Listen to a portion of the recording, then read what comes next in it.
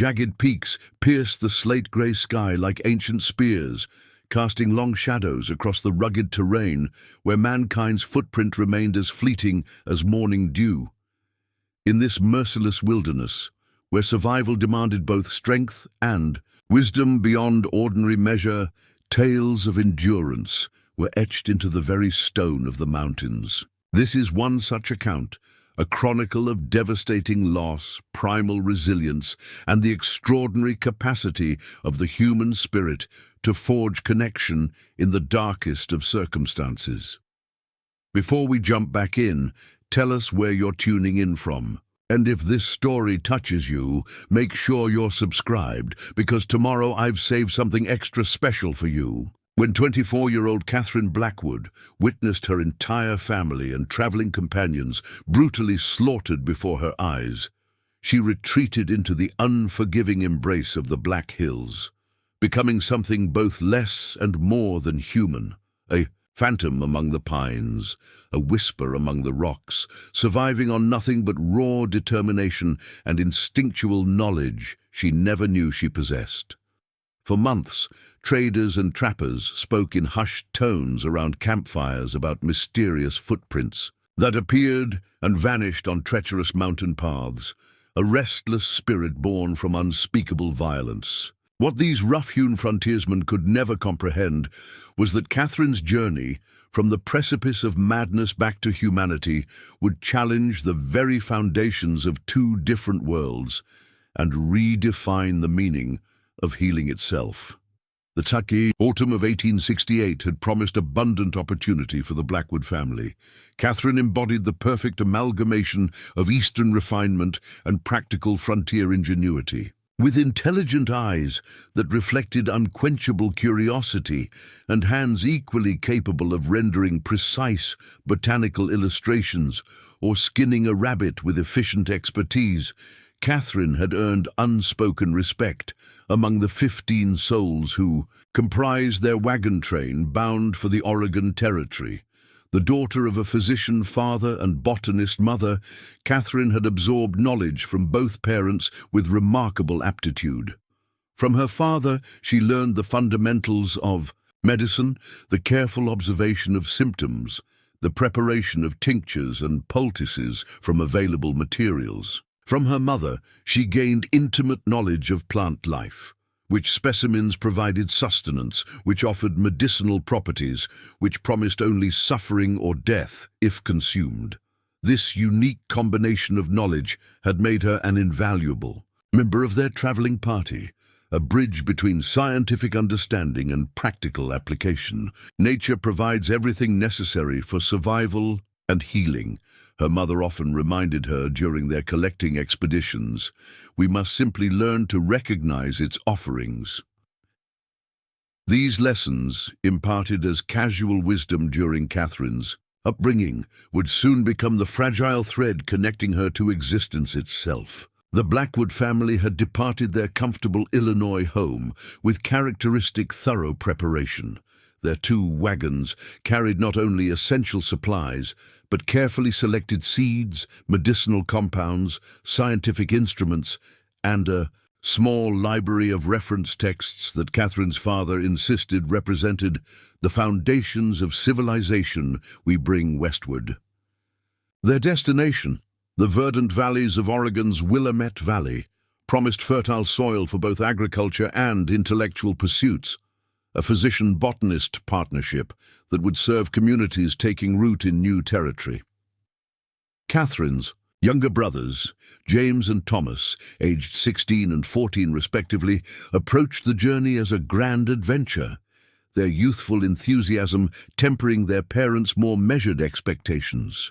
Catherine herself harbored complex emotions about their westward migration, excitement for new botanical specimens to catalogue, apprehension about the harsh realities of frontier existence, and private grief over leaving behind a promising courtship.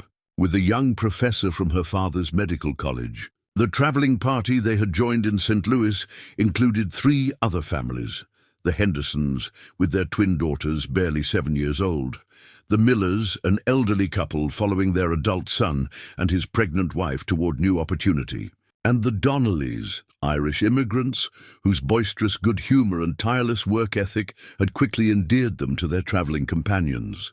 Rounding out their company were two hired guides, Caleb Winston, a taciturn veteran of multiple cross-country journeys, and his half-Shoshone partner, William Raven, whose understanding of territorial boundaries and tribal relations had already navigated them through several potential conflicts. For 2 months, their journey had progressed with the predictable challenges of westward travel, river crossings that tested their engineering ingenuity, occasional wheel repairs that delayed progress, weather that alternated between punishing, heat and drenching downpours.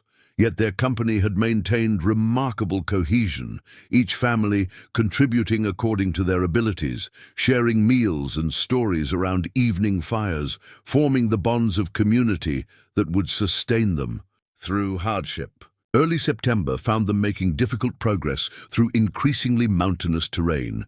The decision to attempt passage through a northern route rather than the more established trail came after reports of cholera outbreaks among travelers. On the main thoroughfare, better challenging geography than invisible pathogens, Catherine's father had reasoned, his medical experience lending weight to his opinion during the group's deliberation. The fateful morning dawned crisp and clear, autumn's approaching presence evident in the golden tinge beginning to color aspen leaves at higher elevations. Catherine had risen before sunrise, slipping away from camp to collect specimens along a small stream whose banks hosted several unfamiliar plant species she was eager to examine. Her leather-bound journal was nearly filled with meticulous sketches and notes from their journey, each entry dated and located with scientific precision that would have impressed university colleagues. The attack came with devastating swiftness. From her position half a mile distant, Catherine heard the first gunshots echo against the mountainsides, at first mistaking them for hunters among their party. Only when the sporadic reports transformed into sustained fire, accompanied by screams, did horrific understanding dawn. Gathering her collecting bag, she raced toward camp, instinct driving her forward even as rational thought screamed caution. Preparing and narrating this story took us a lot of time, so if you are enjoying it, subscribe to our channel. It means a lot to us. Now back to the story. She never reached the wagons. Cresting a small rise overlooking their encampment, Catherine froze in horror at the unfolding scene below. A band of renegades, white men with faces blackened by ash in crude imitation of native warriors, swarmed through the devastation they had created. Bodies lay strewn across ground, sanctified just hours earlier by evening prayers. Wagons burned, sending columns of black smoke toward an indifferent sky. The systematic destruction spoke not of tribal conflict, but something far more sinister, deliberate. Annihilation executed with cold precision. From her concealed position, Catherine witnessed her father gunned down as he attempted to shield her mother with his body. Her brothers, awoken from sleep by violence, emerged from their tent, only to be cut down with casual brutality. The Henderson twins, in matching nightdresses, fell together like broken dolls. The pregnant Miller woman's agonized screams terminated with sickening abruptness. Guide Winston died fighting, taking 2 attackers with him before succumbing to overwhelming force.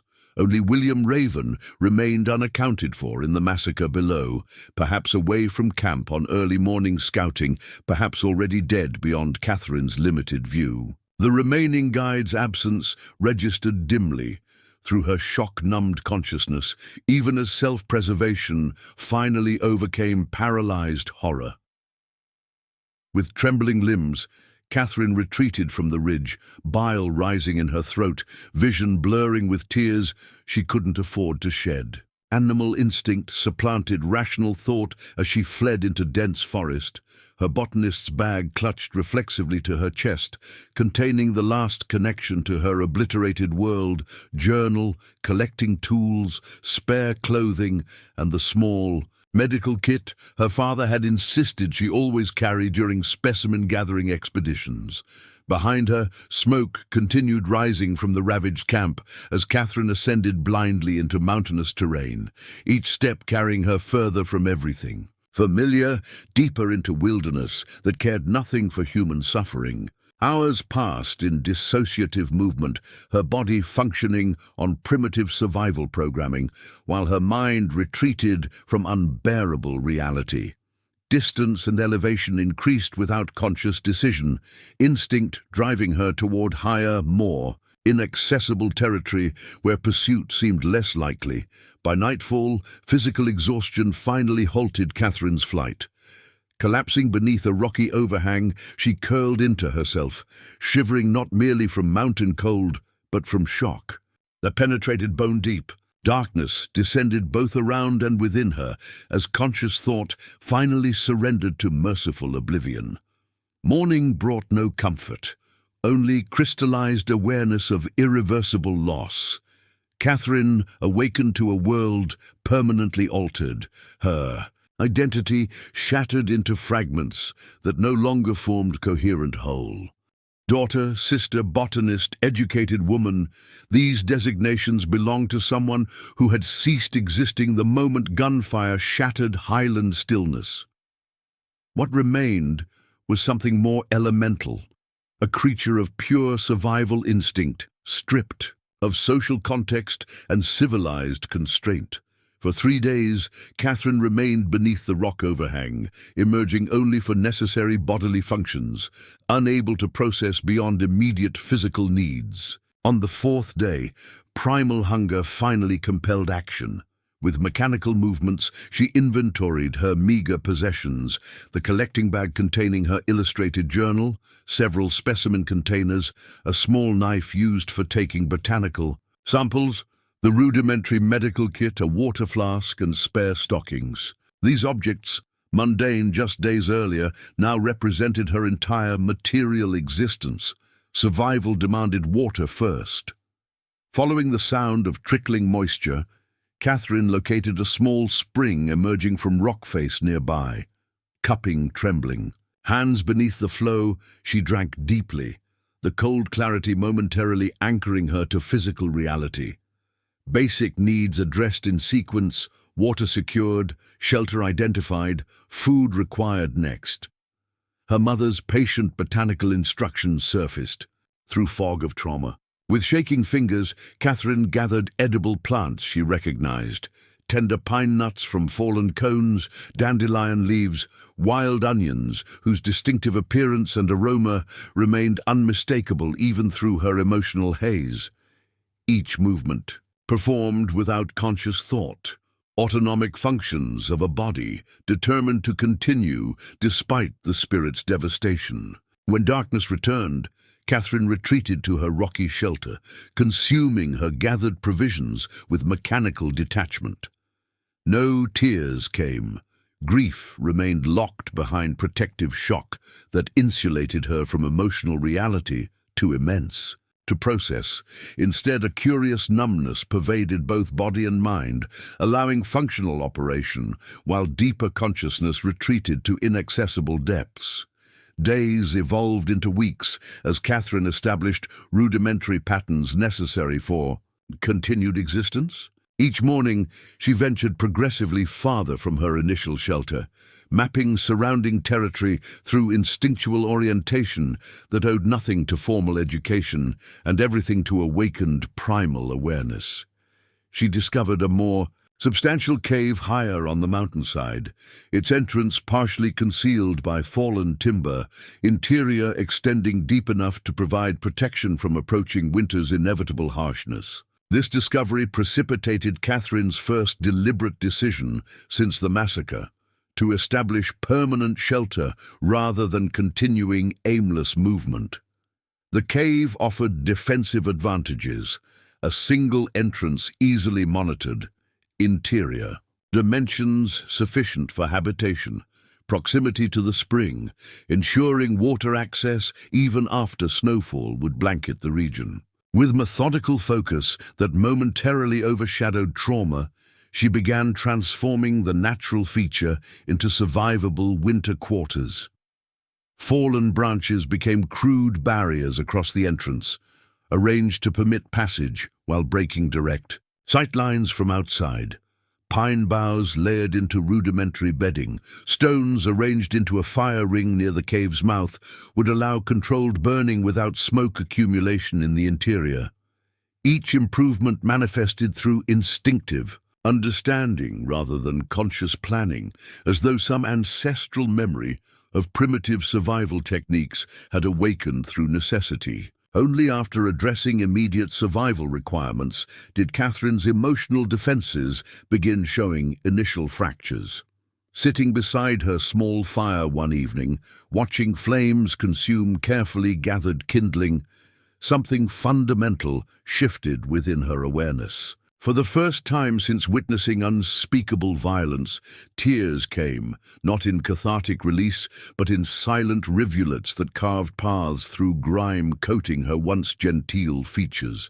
She made no sound, body perfectly still save for shoulders, occasionally trembling with suppressed sobs.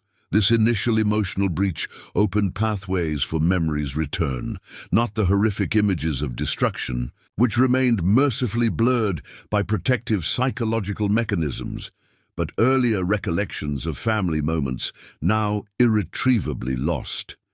Her father's patient explanation of circulatory systems while treating a neighbor's injury, her mother's delight upon discovering an unusual lichen variant during their botanical expeditions, her brother's competitive horseplay around evening campfires during their journey. These memories, precious yet unbearable, threatened to undermine the fragile foundation of Catherine's survival adaptation. In response, her mind established compartmentalization that would characterize her existence in the following months, functional capability for necessary physical activities operating, separately from emotional and intellectual aspects of self that remained too dangerous to fully access. As autumn's chill deepened toward winter's embrace, Catherine's survival activities intensified with instinctive recognition of approaching harshness. She harvested and dried edible plants her mother had taught her to identify, created crude storage containers from available materials, fashioned more effective barriers for her cave entrance against coming storms. Each day involved constant movement driven by urgent necessity, gathering, preparing, securing, reinforcing, leaving no capacity for dwelling on circumstances beyond immediate survival requirements. The first heavy snowfall arrived in mid-October, transforming the landscape into unfamiliar territory that eliminated most food-gathering possibilities. Catherine retreated into her cave sanctuary, rationing preserved provisions with mathematical precision that suggested her analytical mind continued functioning beneath trauma's protective shroud. Days passed in semi-hibernation, emerging only when weather permitted brief foraging expeditions or necessary water collection. Isolation became both protection and prison. No human contact penetrated her mountain solitude. No voices beyond occasional bird calls or distant wolf howls interrupted the pressing silence. This absence of social connection further facilitated Catherine's psychological fragmentation. Without external reference points for normal human interaction, her adaptation to solitary existence accelerated, social aspects of identity becoming increasingly vestigial as survival capabilities strengthened. Her physical appearance transformed accordingly.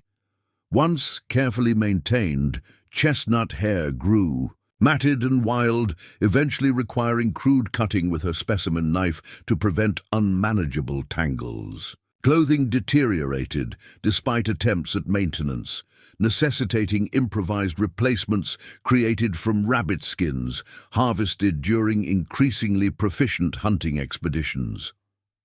Her skin darkened from constant exposure, hands developed calluses, unimaginable to the genteel botanist who had departed Illinois months earlier. The journal that had once contained meticulous scientific observations gradually evolved into something fundamentally different. Initial entries following the massacre appeared as fragmented phrases, disconnected observations without narrative, coherence.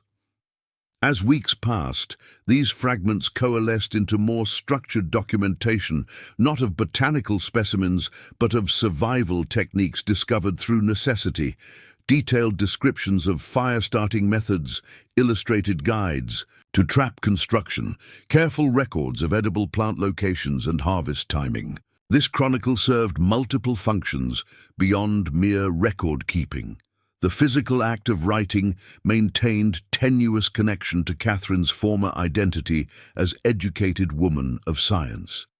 The journal itself represented tangible continuity between past and present when all other connections had been severed. Most significantly, the documentation process provided crucial cognitive structure during extended isolation that might otherwise have resulted in complete psychological disintegration. By December, Catherine had established survival routines that, while primitive by civilized standards, represented remarkable adaptation for someone with no prior wilderness experience. Her cave dwelling featured sophisticated improvements: stone-reinforced fire pit that maximized heat retention, carefully constructed bed platform that elevated sleeping area above ground's stealing cold, strategic placement of reflective materials that distributed firelight throughout the interior. Food acquisition demonstrated similar ingenuity applied through desperate necessity. Snares crafted from clothing fibers captured occasional small game that supplemented increasingly scarce plant provisions. Ice fishing through methodically maintained holes provided protein when waterways froze sufficiently to support weight. Even insects became practical nutrition sources during periods when alternatives proved unavailable, a practice that would have horrified Catherine's former self, but registered as mere practical necessity to her transformed consciousness. Yet these physical adaptations, impressive though they were, occurred alongside psychological alterations equally profound, if less immediately visible. The compartmentalization that initially protected Catherine from overwhelming grief gradually evolved into more fundamental identity fragmentation. The educated botanist retreated deeper into inaccessible memory, while the primitive survivor gained ascendance, creating internal division that manifested in increasingly concerning ways. Her journal entries reflected this division with disturbing clarity. Scientific documentation appeared alongside passages written in third-person perspective, referring to the woman or the mountain dweller rather than first-person identification. Periods of time disappeared from record-keeping entirely, suggesting dissociative episodes where conscious awareness temporarily suspended. Drawings evolved from precise botanical illustrations to abstract patterns reminiscent of primitive cave paintings, circles, spirals, and angular forms bearing no obvious connection to observable reality. Most concerning were occasional references to voices in the stone, passages describing whispered guidance emanating from the cave walls during moments of particular hardship or uncertainty. These communications, recorded with matter-of-fact acceptance rather than appropriate alarm, suggested hallucinatory experiences resulting from extended isolation, malnutrition, and psychological trauma. A constellation of factors driving Catherine progressively further from conventional human consciousness into something simultaneously more primitive and more mystically attuned to wilderness existence. The deepest winter months passed in dream-like suspension, days blending indistinguishably as Catherine's existence narrowed to fundamental survival functions. Conserving energy became paramount when food sources dwindled to dangerous scarcity. She developed a pattern of semi-hibernation, remaining wrapped in furs near carefully maintained fire during daylight hours, venturing out only when absolutely necessary for water or to check traps, retreating again before darkness brought killing. Cold, During this period of enforced inactivity, Catherine's psychological compartmentalization began showing signs of breakdown. The barrier between traumatic memory and conscious awareness thinned, allowing horrific images from the massacre to penetrate protective dissociation. Nightmares invaded increasingly frequent sleep, vivid recreations of violence witnessed from the ridgeline above camp. Waking hours brought flashbacks triggered by seemingly innocent stimuli, the particular quality of morning light, the sound of ice breaking, the scent of smoke from her own cooking fire. These intrusions precipitated behavioral changes that further reflected Catherine's tenuous psychological state. She became hypervigilant about cave security, creating elaborate warning systems from materials at hand, pebbles balanced on branches, carefully arranged twigs that would snap under approaching footsteps, strategic placement of reflective surfaces that permitted observation of the approach path without revealing her presence. While practical from survival perspective, the obsessive complexity of these arrangements suggested paranoia, extending beyond rational caution. Her journal entries during this period reflected increasing magical thinking alongside practical observation. Descriptions of deliberately arranged stones believed to ward off malevolent spirits, interspersed among practical notes about weather patterns. Detailed rituals performed before hunting expeditions, documented with the same scientific precision once reserved for botanical categorization. References to agreements negotiated with mountain entities in exchange for continued survival, recorded without apparent recognition of their delusional nature.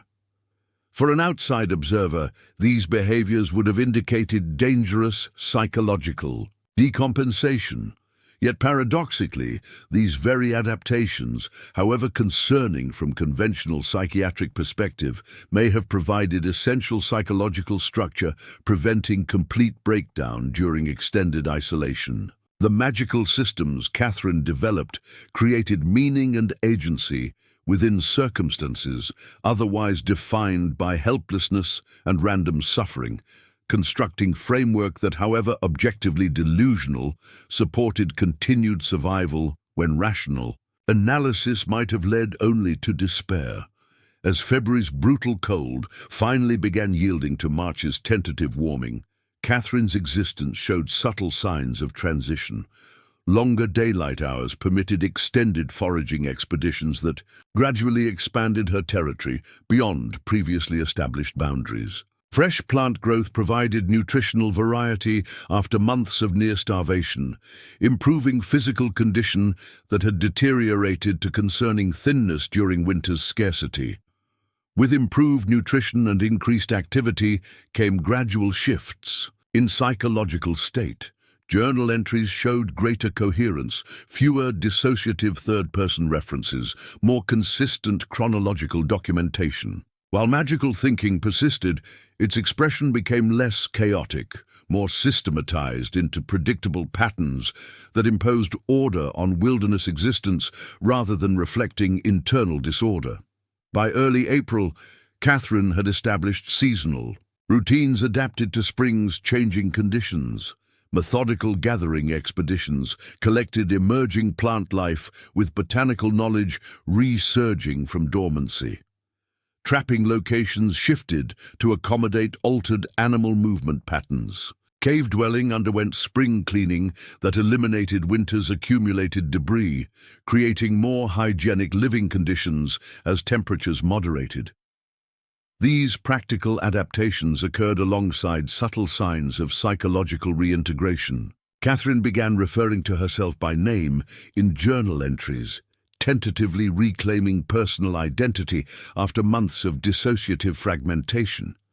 Occasional references to family appeared without triggering immediately documented emotional distress, suggesting developing capacity to access memory without overwhelming psychological consequences. Yet this emerging stability remained precariously balanced.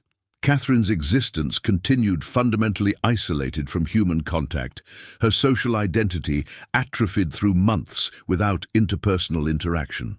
While physical survival seemed increasingly assured through hard-won wilderness knowledge, her psychological recovery remained incomplete, fragile integration vulnerable to disruption from renewed trauma or unexpected challenge. That challenge manifested in mid-April, when Catherine encountered undeniable evidence that her isolation was ending. Returning from foraging expedition, she discovered unfamiliar footprints crossing her own trail, distinctive impressions of moccasined feet moving with purpose through territory she had come to consider exclusively hers. The track's deliberate placement, following her own partially obscured trail, indicated not random passage, but intentional tracking by someone possessing considerable woodland skill. This discovery triggered immediate regression to heightened vigilance that characterized her early survival period. Catherine abandoned her foraging expedition, retreating to her cave through circuitous route designed to confuse any pursuit. Once secured within her dwelling, she implemented full defensive measures developed during winter paranoia. Entrance barrier reinforced, warning systems activated, emergency escape provisions assembled should retreat become necessary. For 3 days, Catherine maintained continuous vigilance, emerging only for essential water collection, sleeping in brief intervals with weapon improvised from sharpened branch constantly at hand. Her journal entries during this period reverted to fragmented structure characteristic of early trauma response. Coherent documentation giving way to disconnected observations and magical protective rituals described with disturbing intensity. On the 4th day, as afternoon sunlight filtered through forest canopy, Catherine's warning system triggered, pebbles cascading precisely as designed when disturbance occurred along approach path. Positioned at her observation point, makeshift, weapon clutched in white-knuckled grip, she watched with predator stillness as a solitary figure materialized among trees below her cave entrance. The man moved with fluid grace that spoke of lifetime navigating woodland terrain, each step precisely placed despite challenging topography. His appearance combined elements familiar and foreign to Catherine's experience, clothing crafted from animal hides and commercial trade cloth, intricate beadwork decorating moccasins and belt, hair arranged in traditional braids beneath which strong features revealed undeniable native heritage. Most significant was his demeanor, not the predatory aggression Catherine had projected onto the unknown tracker, but careful observation, suggesting curiosity rather than hostile intent. He studied her trail signs with head slightly tilted, occasionally kneeling to examine particular markings with expressions alternating between puzzlement and what appeared to be grudging admiration for her concealment techniques. Catherine remained frozen in her observation position, breath suspended, as the stranger systematically unraveled her careful attempts at misdirection, methodically eliminating false trails until focusing attention directly toward her actual location. When his gaze lifted toward her concealed position, she experienced certainty of discovery combined with fatalistic acceptance. After months of isolation, human contact would resume, whether welcomed or not. The man made no immediate approach. Upon locating her position, instead, he deliberately seated himself on fallen log well within her sightline, but maintaining unthreatening distance. From leather pouch at his waist, he withdrew small objects Catherine initially couldn't identify. Only when he began arranging them on flat stone surface before him did understanding dawn. He was creating deliberate display designed for her. Observation. The arranged objects told eloquent story without words, a fragment of calico fabric similar to dress she had worn during wagon journey, positioned alongside arrowhead of obsidian not native to this region. Beside these, small bundle of herbs tied with sinew, recognized even at distance as medicinal plants her mother had often collected. Most significant, carefully placed central position, miniature representation of wagon wheel, crafted from bent willow and rawhide.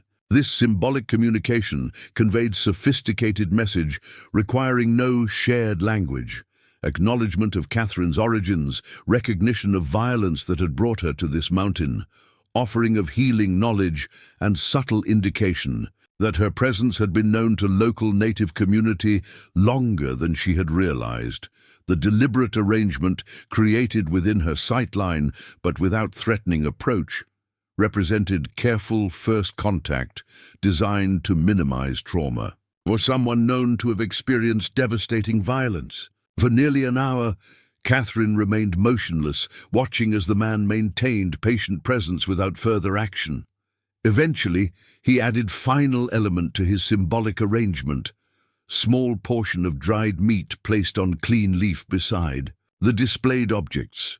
This addition transformed abstract communication into practical offering, acknowledgement of her likely hunger after winter's scarcity, provision of protein more substantial than her foraging typically secured. The fundamental human connection represented by shared food eventually overcame Catherine's protective isolation. Moving with cautious deliberation, she emerged partially from concealment, remaining positioned for quick retreat while making herself visible to the waiting stranger. Their eyes met across distance, her wild appearance and defensive posture contrasting sharply with his composed patience. Neither spoke immediately, communication occurring through careful observation rather than language potentially rendered meaningless by cultural difference and trauma. The man made no sudden movements, maintaining non-threatening posture while Catherine assessed potential danger with hypervigilant attention developed through months of solitary survival. Finally, with ceremonial deliberation that suggested full awareness of the moment's significance, the stranger spoke single word in clear, accented English. Safe. This simple declaration, delivered with quiet certainty rather than demand for response, represented Catherine's first human communication since witnessing her family's destruction. Its impact penetrated psychological barriers constructed through months of protective isolation, creating hairline fracture in foundation of her solitary existence. Though she made no verbal reply, subtle relaxation in her defensive posture acknowledged receipt of this fundamental assurance. The encounter concluded without further verbal exchange. The man rose with careful movements, gathered his symbolic arrangement except for the offered food, and retreated down the mountainside with deliberate pace that permitted Catherine to observe his departure without fear of sudden return. This calculated withdrawal demonstrated sophisticated understanding of trauma psychology. Contact initiated but not forced, connection offered but not demanded, agency respected rather than overwhelmed. After his departure, Catherine remained at her observation point until dusk descended across the mountainside. Only when darkness provided additional security did she approach the stone where his offering remained. With trembling fingers, she collected the dried meat, examining it with botanical precision before cautious taste confirmed its smoky flavor and substantial nutrition. Evidence of preparation methods more sophisticated than her improvised preservation techniques. That night, Catherine made significant journal entry, the first to acknowledge external human presence since documentation of the massacre months earlier. Her precise handwriting recorded not fear of discovery, but analytical observation of the encounter's significance. A native man found my dwelling today. He demonstrated knowledge of my origins and offered food rather than harm. His tracking abilities surpass my concealment techniques. He spoke English, safe, suggesting potential for communication beyond today's symbolic exchange. I must determine whether contact represents threat or opportunity. Preparations for either possibility commence tomorrow. This entry marked subtle but profound shift in Catherine's psychological orientation. For months, her existence had focused exclusively inward: survival, adaptation, isolation. With this encounter, external reality reasserted relevance, requiring engagement with questions beyond immediate physical necessity. The possibility of human connection, however tentative, created fracture in protective shell of solitude that had simultaneously preserved and imprisoned her damaged psyche. Sleep came fitfully that night. Catherine's dreams, filled not with customary nightmare recreations of violence witnessed, but with fragmented images of potential futures suddenly rendered possible. Conversation after months of silence, knowledge, exchange beyond her solitary discoveries, perhaps even eventual return to some form of human community. These possibilities evoked complex emotional response. Tentative hope intermingled with terror of renewed vulnerability, desire for connection, counterbalanced by fear of further loss. Morning brought practical response to these conflicting emotions. Catherine implemented neither complete retreat further into wilderness nor immediate abandonment of established sanctuary. Instead, she modified her dwelling and routines to accommodate possibility of further contact while maintaining defensive capabilities should threat materialize. The cave entrance, previously concealed behind elaborate barriers, received strategic reconfiguration. Core security features preserved while creating more visible approach path that would channel any visitor along predetermined route where observation remained possible. Secondary escape route received additional camouflage, ensuring emergency egress remained viable option. Food stores underwent reorganization, emergency provisions separated from daily supplies to enable rapid departure. If necessary, these practical adjustments reflected Catherine's emerging psychological recalibration, maintained self-protection without complete rejection of potential connection. After months of existence defined exclusively by boundaries established between herself and external threats, she had created tentative opening for selective engagement without surrendering hard-won security entirely. For 3 days following initial encounter, Catherine maintained heightened vigilance, anticipating potential return while conducting necessary survival activities with continual awareness of exposure such movement created. Her journal entries during this period reflected analytical assessment of changed circumstances, careful documentation of defensive improvements, speculation regarding the stranger's tribal affiliation based on observed cultural markers, strategic consideration of information exchange that might prove mutually beneficial should further contact occur. On the 4th day, while checking trap lines at careful distance from her dwelling, Catherine discovered clear indication that watchful presence continued. Small bundles suspended from tree branch along her established pathway, positioned at height impossible to miss, yet requiring deliberate placement. The package, wrapped in soft buckskin secured with sinew, contained items selected with obvious intention. Small clay pot filled with unfamiliar seeds, bundle of sinew finer than any she had harvested herself, and intricately fashioned bone. Needle clearly superior to Catherine's improvised tools. This offering demonstrated sophisticated understanding of her needs without requiring direct confrontation that might trigger traumatic response. The practical nature of selected items acknowledged her survival priorities, while their quality illustrated possibilities beyond her solitary capabilities. Most significantly, the deliberate placement along her established route rather than near. Her dwelling respected boundaries she had established around her sanctuary. Catherine recorded this development with characteristic analytical precision, her journal entry revealing subtle shift in perspective. Second contact established through item exchange rather than direct interaction. Offerings demonstrate practical understanding of survival requirements and technical capabilities exceeding my current methods. Communication continues development through material rather than verbal exchange. Will prepare reciprocal offering, demonstrating cooperative intention while maintaining necessary security measures. This decision to initiate responsive exchange rather than retreating into deeper isolation marked significant psychological threshold. After months defined by reaction to traumatic loss, Catherine had taken first tentative step toward proactive engagement, however limited in scope and carefully bounded by continued protective measures. The reciprocal offering she prepared reflected both practical consideration and symbolic communication. From her dwindling botanical collection, Catherine selected pressed specimens of medicinal plants she had documented throughout winter survival, carefully mounted on paper pages from her journal with notations indicating their properties and preparation methods. Alongside these, she placed small container of salve created from bear fat and herbs, according to formula her mother had taught her.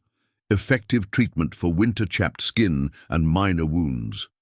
This careful selection communicated multiple messages. Simultaneously, acknowledgement of received offerings, demonstration of her own knowledge with practical value, willingness to share information rather than maintaining complete isolation, yet continued emphasis on distance through indirect rather than personal exchange. The botanical focus deliberately highlighted her scientific background without revealing personal details that remained too vulnerable for sharing. Placement required thoughtful consideration. Catherine eventually selected location, a long game, trail where previous offering had appeared, securing her package to the same branch in deliberate mirroring that acknowledged established communication pattern. This positioning created neutral exchange territory, neither invading her sanctuary nor requiring approach to the stranger's domain, maintaining mutual respect for established boundaries. The following day brought evidence that her communication had achieved intended purpose. Returning to the exchange point, Catherine discovered her offering gone, replaced by new package containing items of remarkable value in her wilderness context. Fishing hooks of superior craftsmanship, coil of sturdy cordage beyond her manufacturing capabilities, and small stone pot containing rendered fat mixed with aromatic substance she recognized as insect repellent after cautious testing. This exchange established pattern that would continue with increasing regularity over subsequent weeks. Materials and knowledge shared through indirect communication that gradually evolved into sophisticated dialogue conducted without direct interaction. Each offering reflected thoughtful assessment of recipients' needs and capabilities, creating relationship characterized by mutual respect rather than dominance or dependence.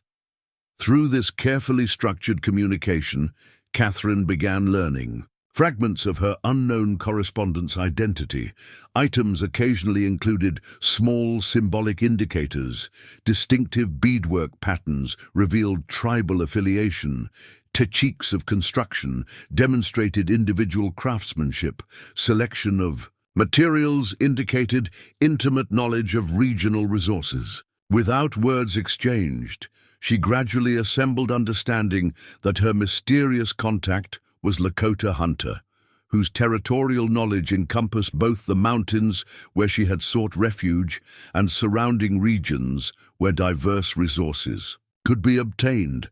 This unconventional relationship, conducted through material exchange rather than direct interaction, provided crucial bridge between complete isolation and overwhelming social reintegration. The gradual nature of connection respected Catherine's traumatic history while creating foundation for potential healing that solitary existence could never facilitate. Each successful exchange incrementally reinforced possibility of trust after devastating betrayal. Each received offering demonstrated human capacity for caregiving rather than destruction. Catherine's journal documented this progression with increasing emotional acknowledgement alongside characteristic analytical observation. Initial entries maintained clinical distance, recording exchange contents and speculating about practical applications. Gradually, Assessment expanded to include appreciation for craftsmanship, recognition of thoughtfulness in selection, and eventually explicit acknowledgement of comfort derived from knowing another human demonstrated concern for her well-being. This psychological shift manifested in practical changes to her daily existence.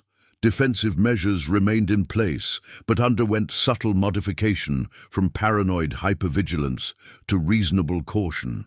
Foraging territories expanded, incorporating knowledge gained through exchanged information about additional resource locations.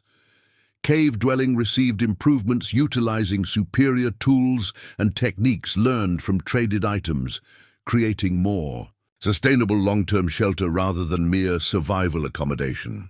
Most significantly, Catherine's appearance and self-care practices evolved beyond mere functionality toward elements of restored humanity. Using traded implements, she fashioned more effective clothing, replaced improvised tools with superior versions, and incorporated traditional knowledge into her daily routines that significantly improved quality of life. These changes reflected not merely practical adaptation, but psychological progression from pure survival orientation toward recognition of existence beyond immediate necessity. By early May, the exchange relationship had established sufficient foundation that Catherine began considering possibility of direct interaction. Her journal entries revealed complex ambivalence about this prospective development. Desire for human connection counterbalanced by anxiety regarding potential triggers. Intellectual curiosity about her benefactor competing with emotional vulnerability activated by contemplating face-to-face encounter. The decision was ultimately precipitated by practical necessity rather than philosophical resolution. During expanded foraging expedition along unfamiliar ravine, Catherine suffered significant injury when dislodged rocks triggered unexpected fall that resulted in severely twisted ankle and lacerated arm. The combination of injuries, while not immediately life-threatening, compromised mobility sufficiently to prevent unaided return to her cave dwelling before nightfall. For the first time since establishing her solitary existence, Catherine faced survival situation exceeding her independent capabilities. The confluence of injury, approaching darkness, and unfamiliar territory created circumstances where pride and fear of vulnerability became unaffordable luxuries. With reluctant pragmatism born from months of wilderness adaptation, she implemented contingency measure, contemplated but never previously enacted, emergency signal designed specifically for her Lakota correspondent. Using basic wilderness communication techniques, Catherine arranged 3 distinct smoke puffs from a small, controlled fire, signal pattern previously discussed through indirect exchanges as emergency notification. Completing this action required painful crawling to gather suitable materials, heightening awareness of her vulnerability in ways that months of successful survival had allowed her to forget. Injured and exposed as darkness approached, she waited, with waning confidence, wondering whether her signal would be observed, understood, and answered before nightfall rendered her situation genuinely dangerous. As dusk deepened, forest shadows, movement among trees announced arrival of the Lakota, hunter whose existence had gradually transitioned from mysterious presence to tentative ally through months of material exchange. Seeing him fully for the first time in daylight rather than through filtered observation from concealment, Catherine absorbed details previously unavailable, the weathered strength in his face suggesting approximately 40 years of age, the careful assessment in dark eyes that tracked her injuries without invasive scrutiny, the measured movements that communicated capability without threatening dominance. "You are hurt," he stated simply, maintaining careful distance while evaluating her condition. Catherine nodded, practical necessity overriding months of self-imposed silence. "Ankle and arm. Can't walk back before dark." The exchange, though minimal, represented Catherine's first voluntary verbal communication since witnessing the massacre of her family and companions. The significance registered consciously even as urgent circumstances precluded emotional processing. Of this threshold crossing, "I am called Swift Hawk," the hunter offered, voice modulated to non-threatening tone that acknowledged her wariness. "My winter camp lies closer than your cave dwelling. Night approaches. There is choice." This framing, explicitly presenting options rather than imposing decision, demonstrated sophisticated understanding of trauma psychology. Even in vulnerable condition, Catherine retained agency regarding next steps, control preserved when physical. Autonomy was compromised by injury. Practical assessment overrode lingering fear. Her injuries, while not immediately life-threatening, prevented self-sufficient return to her sanctuary. Approaching darkness brought genuine danger from exposure. In predators, the Lakota hunter had demonstrated trustworthiness through months of respectful exchange. These factors created clear logical conclusion, despite emotional ambivalence. "Your camp," Catherine decided, weighing options with pragmatic evaluation honed through wilderness survival. "Until morning." Swift Hawk nodded acceptance without celebratory reaction that might have triggered regret. With deliberate movements telegraphing each action before execution, he approached, offering sturdy walking stick carved from mountain ash, support that enabled partial mobility without requiring physical contact that might provoke defensive response. Their journey proceeded slowly, Catherine setting pace determined by injury limitations rather than Swift Hawk imposing external timeline.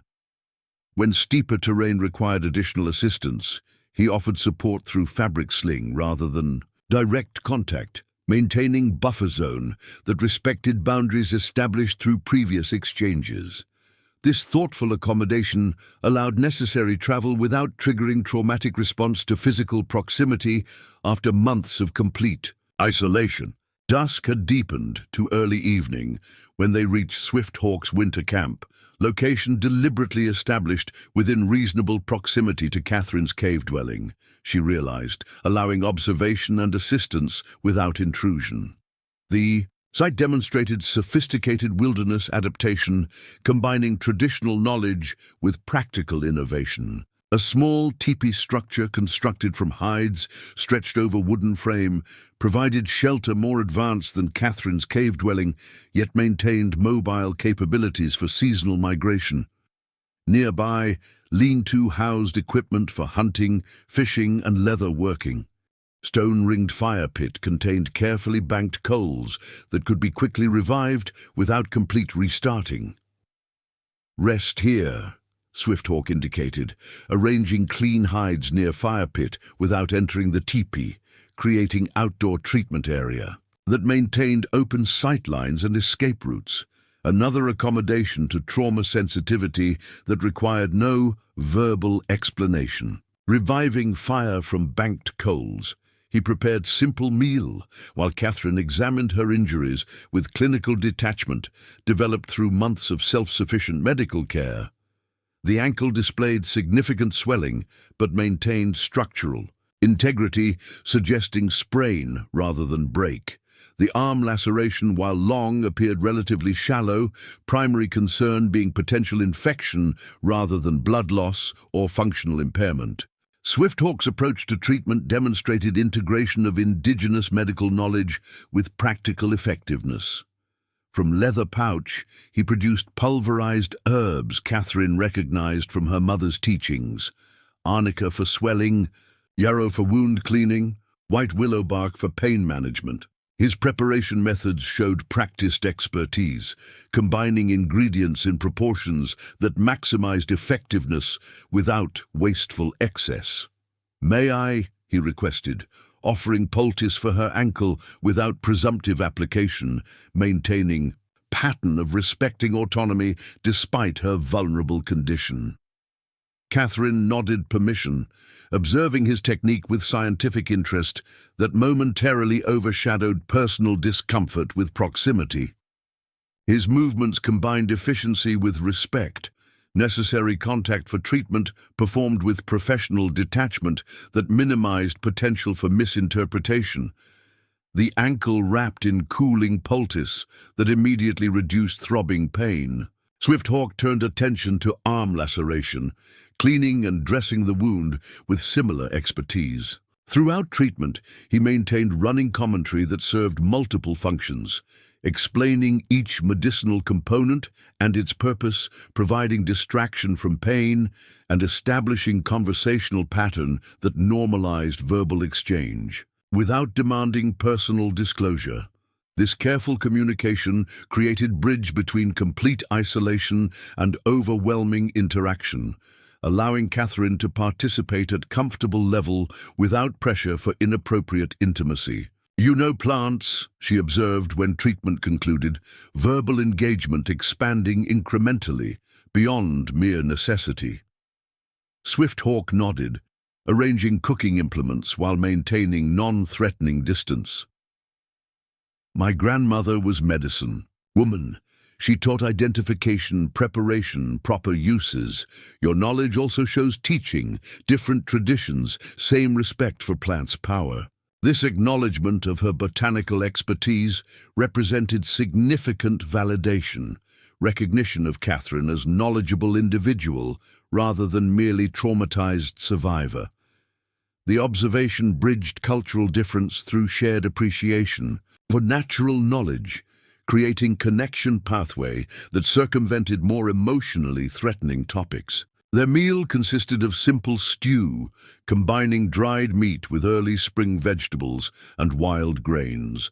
Nutritional composition suggesting deliberate balancing of elements Catherine's winter diet had lacked. The preparation demonstrated consideration. Without explicit acknowledgement of deficiencies, she might find embarrassing if directly addressed. As they ate in companionable silence, occasionally punctuated by practical observations about weather patterns and seasonal changes, Catherine experienced unfamiliar emotional response, recognition of specific loneliness that extended isolation, had normalized until contrast made absence apparent. This realization brought no dramatic breakdown, but subtle shift in perspective. Appreciation for human connection, temporarily overshadowing fear of vulnerability inherent in such engagement. "Your people," Catherine ventured finally, question forming that had lingered unasked throughout months of indirect communication. "Do they know about me?" Swifthawk considered before responding, honesty evident in measured reply. "Main band winters 20 miles south. They know mountains hold lone woman survivor from Wagon party. Some believe you are ghost. Others say, madness claimed you. I see differently. Wounded spirit finding strength in solitude." The assessment, delivered without judgment or romanticism, acknowledged her trauma without defining her exclusively through that experience. This perspective, seeing beyond immediate circumstances to underlying resilience, offered Catherine alternative framework for understanding her own journey that neither minimized suffering nor reduced identity to victim status. "Why help me?" she asked, question penetrating to fundamental curiosity that months of material exchange had never addressed. Swifthawk arranged several small stones in pattern beside fire, organizing gesture Catherine recognized from her own contemplative habits developed during isolation. 12 summers passed. Smallpox from trading post killed half my family band. I alone survived from immediate circle. For 2 years, anger filled my heart, driving me toward revenge against white settlements I blamed for disease. The unexpected personal disclosure created context for understanding that transcended simple explanation. His continued narrative revealed parallel journey that explained connection beyond mere proximity or circumstance. Old medicine man from northern band found me planning attack on trading post. Instead of stopping with force, he showed different path, channeling grief toward healing knowledge that might prevent future losses. My grandmother's teachings, combined with his guidance, created new purpose from destruction. Now I maintain connection between our traditional ways and changing world, including healing knowledge that serves both peoples. This shared experience, devastating loss transformed gradually into purposeful existence, established profound connection beyond superficial communication. Catherine recognized elements of her own journey reflected in his narrative, creating possibility for understanding that isolated processing could never have provided. Though details differed dramatically, the fundamental pattern of traumatic severance followed by painful reconstruction resonated across cultural boundaries. "Tomorrow I will help you return to your cave dwelling," Swifthawk continued. Practical planning creating bridge from personal disclosure back to immediate circumstances. The ankle needs 3 days minimum before weight-bearing. Herbs provided will reduce swelling and prevent infection. After that, decision remains yours regarding further contact. This framing, assistance without obligation, support without expectation, maintained Catherine's autonomy even within necessary dependence created by injury. The approach acknowledged her need for control after traumatic helplessness without abandoning responsibility for providing needed care. "Thank you," Catherine responded. Simple gratitude encompassing treatment, meal, shelter, understanding, and most importantly, respect for boundaries that made connection possible without overwhelming fragile healing progress. They slept on opposite sides of the fire pit, Swifthawk deliberately positioning himself where Catherine could observe his location throughout night. Another trauma-informed accommodation provided without explicit acknowledgement that might have caused embarrassment. Despite physical discomfort from injuries, Catherine experienced most restful sleep since Massacre, hypervigilance temporarily reduced by presence of capable guardian, requiring no vulnerable surrender of personal security. Morning brought practical assessment and planning. Swifthawk examined Catherine's injuries, noting improved condition while acknowledging continued limitations. "Walking remains difficult," he observed. "Options exist for return journey." The presented alternatives demonstrated continued commitment to preserving autonomy within practical constraints. Catherine could attempt return with assistance, but significant discomfort, delay departure until greater healing occurred, or accept transportation method that would require more substantial surrender of independence. Each option presented with neutral framing, decision remaining explicitly hers, despite obvious practical superiority of final alternative. "How would you transport me?" Catherine asked, pragmatic assessment overriding reflexive independence that had characterized her isolation. Swifthawk gestured toward lean-to shelter where travois, traditional transport frame, leaned against support pole. Designed for injured warriors after buffalo hunts, comfortable for passenger, manageable for single guide across mountain terrain. The solution reflected ingenious adaptation of traditional technology to immediate requirements. Lightweight construction, allowing navigation through forest obstacles while providing stable platform that would prevent further injury during transport. Catherine recognized practical advantages while acknowledging emotional challenge of accepting such dependent position after months of self-sufficient existence. The travois, she decided finally, practical necessity overwhelming reflexive resistance. My supplies at the cave are limited for proper treatment. Swifthawk acknowledged decision without comment that might have heightened self-consciousness. About accepted assistance, their departure proceeded with efficient preparation, travois secured behind Swifthawk, with Catherine positioned comfortably on suspended hide platform, medical supplies and essential equipment packed for journey, camp secured for temporary absence. The return travel provided unexpected opportunity for environmental education that further developed their tentative relationship. From her horizontal perspective on the travois, Catherine observed forest patterns from new angle, noticing botanical relationships previously overlooked during vertical movement. Swift Hawk, recognizing her scientific interest, provided occasional commentary about plant communities they passed, identifying medicinal species Catherine had not yet catalogued during her winter isolation. This exchange created foundation for knowledge sharing that transcended immediate circumstances, establishing intellectual connection, complementing pragmatic arrangement. Catherine contributed botanical nomenclature from her scientific training, while Swift Hawk offered traditional understanding of growth patterns, medicinal applications, and sustainable harvesting practices. Their complementary perspectives created comprehensive understanding neither tradition could provide independently. Midday arrival at Catherine's cave dwelling brought complex emotional response. Relief at returning to established sanctuary, combined with unexpected reluctance to terminate emerging connection. Swift Hawk managed transition with characteristic sensitivity to unspoken dynamics, assisting with essential settlement while avoiding unnecessary intrusion into personal space that might have triggered defensive retreat. 3 days minimum.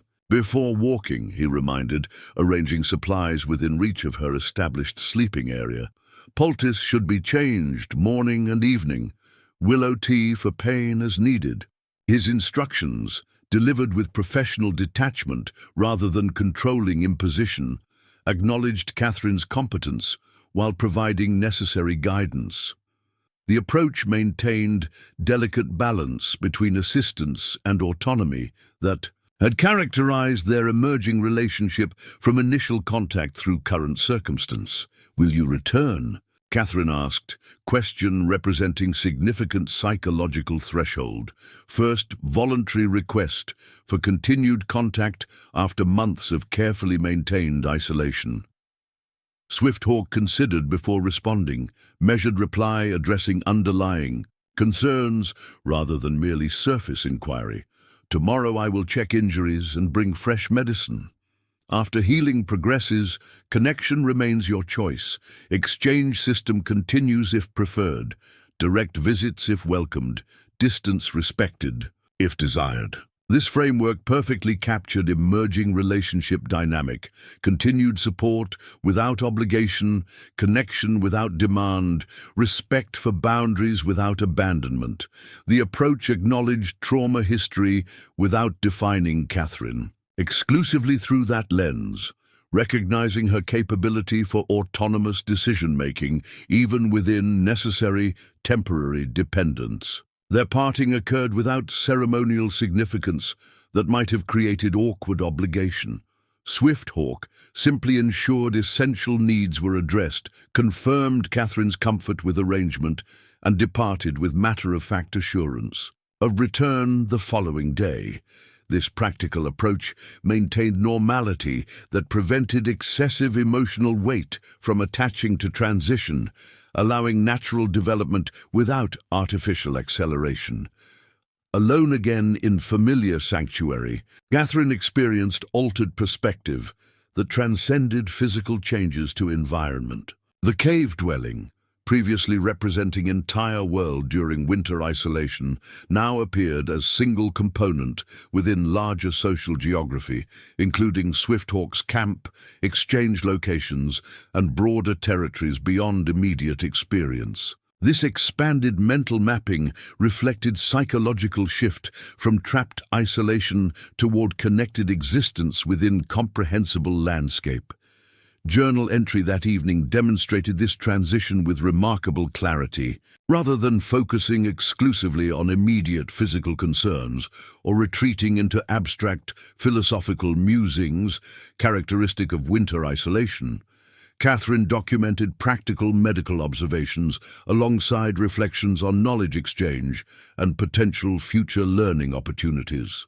The integration of immediate experience with forward planning represented significant cognitive development beyond survival focus that had necessarily dominated during most challenging periods. Ankle sprain responding well to arnica poultice, superior to my previous treatments using only cold water immersion.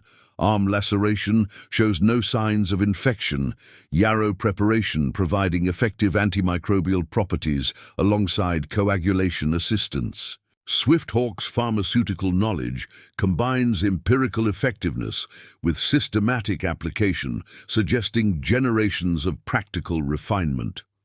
Potential exists for meaningful integration of traditional understanding with scientific classification. Project worthy of documentation beyond immediate survival applications.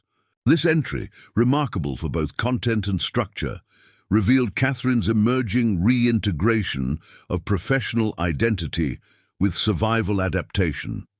The scientific observation, analytical assessment, and research planning represented cognitive functions extending beyond immediate necessity toward longer-term purpose that isolation had temporarily suspended. Most significantly, the writing acknowledged interpersonal connection as valuable resource rather than threatening vulnerability, monumental psychological shift from protective isolation that had characterized preceding months.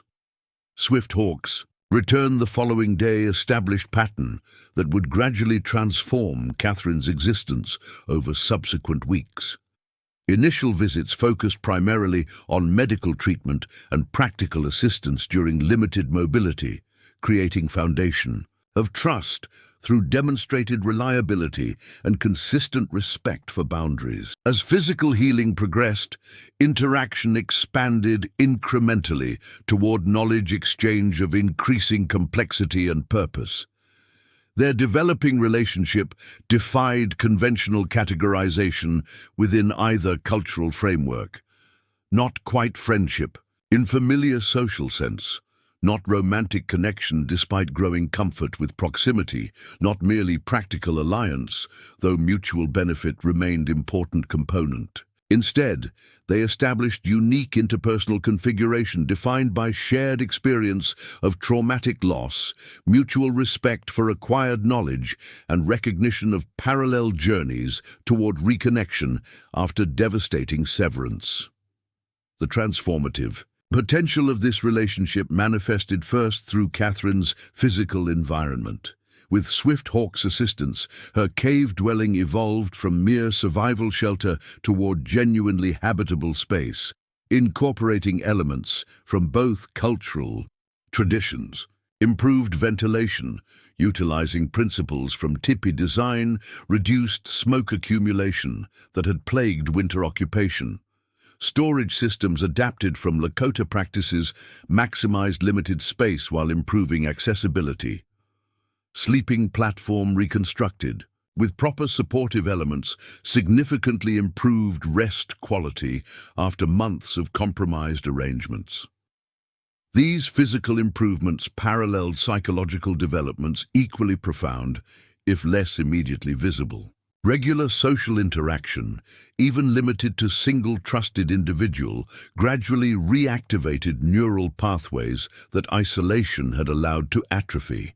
Conversation ranging from practical survival topics to philosophical discussions of differing cultural perspectives provided cognitive stimulation beyond solitary contemplation. Shared meals introduced not only improved nutrition through diverse food sources, but essential social bonding that normalized human connection after extended absence. Most significantly, Swifthawk's presence provided witness to Catherine's experience, without demanding conventional narrative processing that might have overwhelmed fragile healing progression. Unlike hypothetical reintegration with white settlement that would have required explanations, justifications, and conformity to established social expectations, this cross-cultural connection allowed Catherine to exist authentically within her transformed identity without pressure to recreate pre-traumatic persona or conventional recovery narrative. People believe they understand response to great suffering, Swifthawk observed during evening conversation approximately 2 weeks following initial injury encounter. They create stories about proper mourning, appropriate healing, correct return to community. These stories comfort those who have not experienced deep wounds, but often harm those who have. This observation, offered without specific reference to Catherine's circumstances, yet clearly relevant to shared understanding, articulated fundamental challenge facing trauma survivors attempting reintegration with communities holding predetermined expectations about recovery processes. The insight validated Catherine's instinctive retreat from conventional social structures following devastating loss, recognizing wisdom rather than weakness in her chosen isolation. My people have ceremony for those returning from great suffering. Swifthawk continued, sharing cultural framework without imposing expectation. Not to erase wounds or pretend wholeness where breaking occurred, but to acknowledge transformation. Person who returns is not same as person who departed. New self contains both what was lost and what was found during journey. This perspective, fundamentally, different from white society's expectation of recovery, implying return to previous state, offered Catherine alternative framework for understanding her own experience. Rather than measuring healing against impossible standard of pre-traumatic existence, this approach honored transformation itself as meaningful journey, creating new identity, incorporating both suffering and survival. How do they welcome the changed person? Catherine asked, genuine curiosity engaging with cultural knowledge beyond mere academic interest. Swifthawk described ceremony focusing on community acknowledgement of transformation rather than expectation of conformity, ritual, process recognizing both loss and strength developed through suffering. The description provided not prescription for Catherine's circumstances, but conceptual framework, offering alternative understanding to dominant cultural narratives that had previously defined her limited options. This conversation marked significant transition in Catherine's psychological orientation. For months following the massacre, her existence had focused exclusively inward. Survival necessities, emotional protection, isolation from potential threat.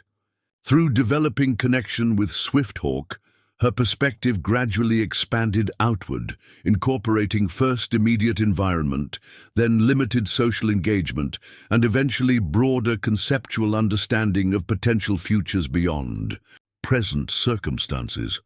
This expanding perspective manifested practically through tentative planning discussions that would have been unimaginable during winter isolation.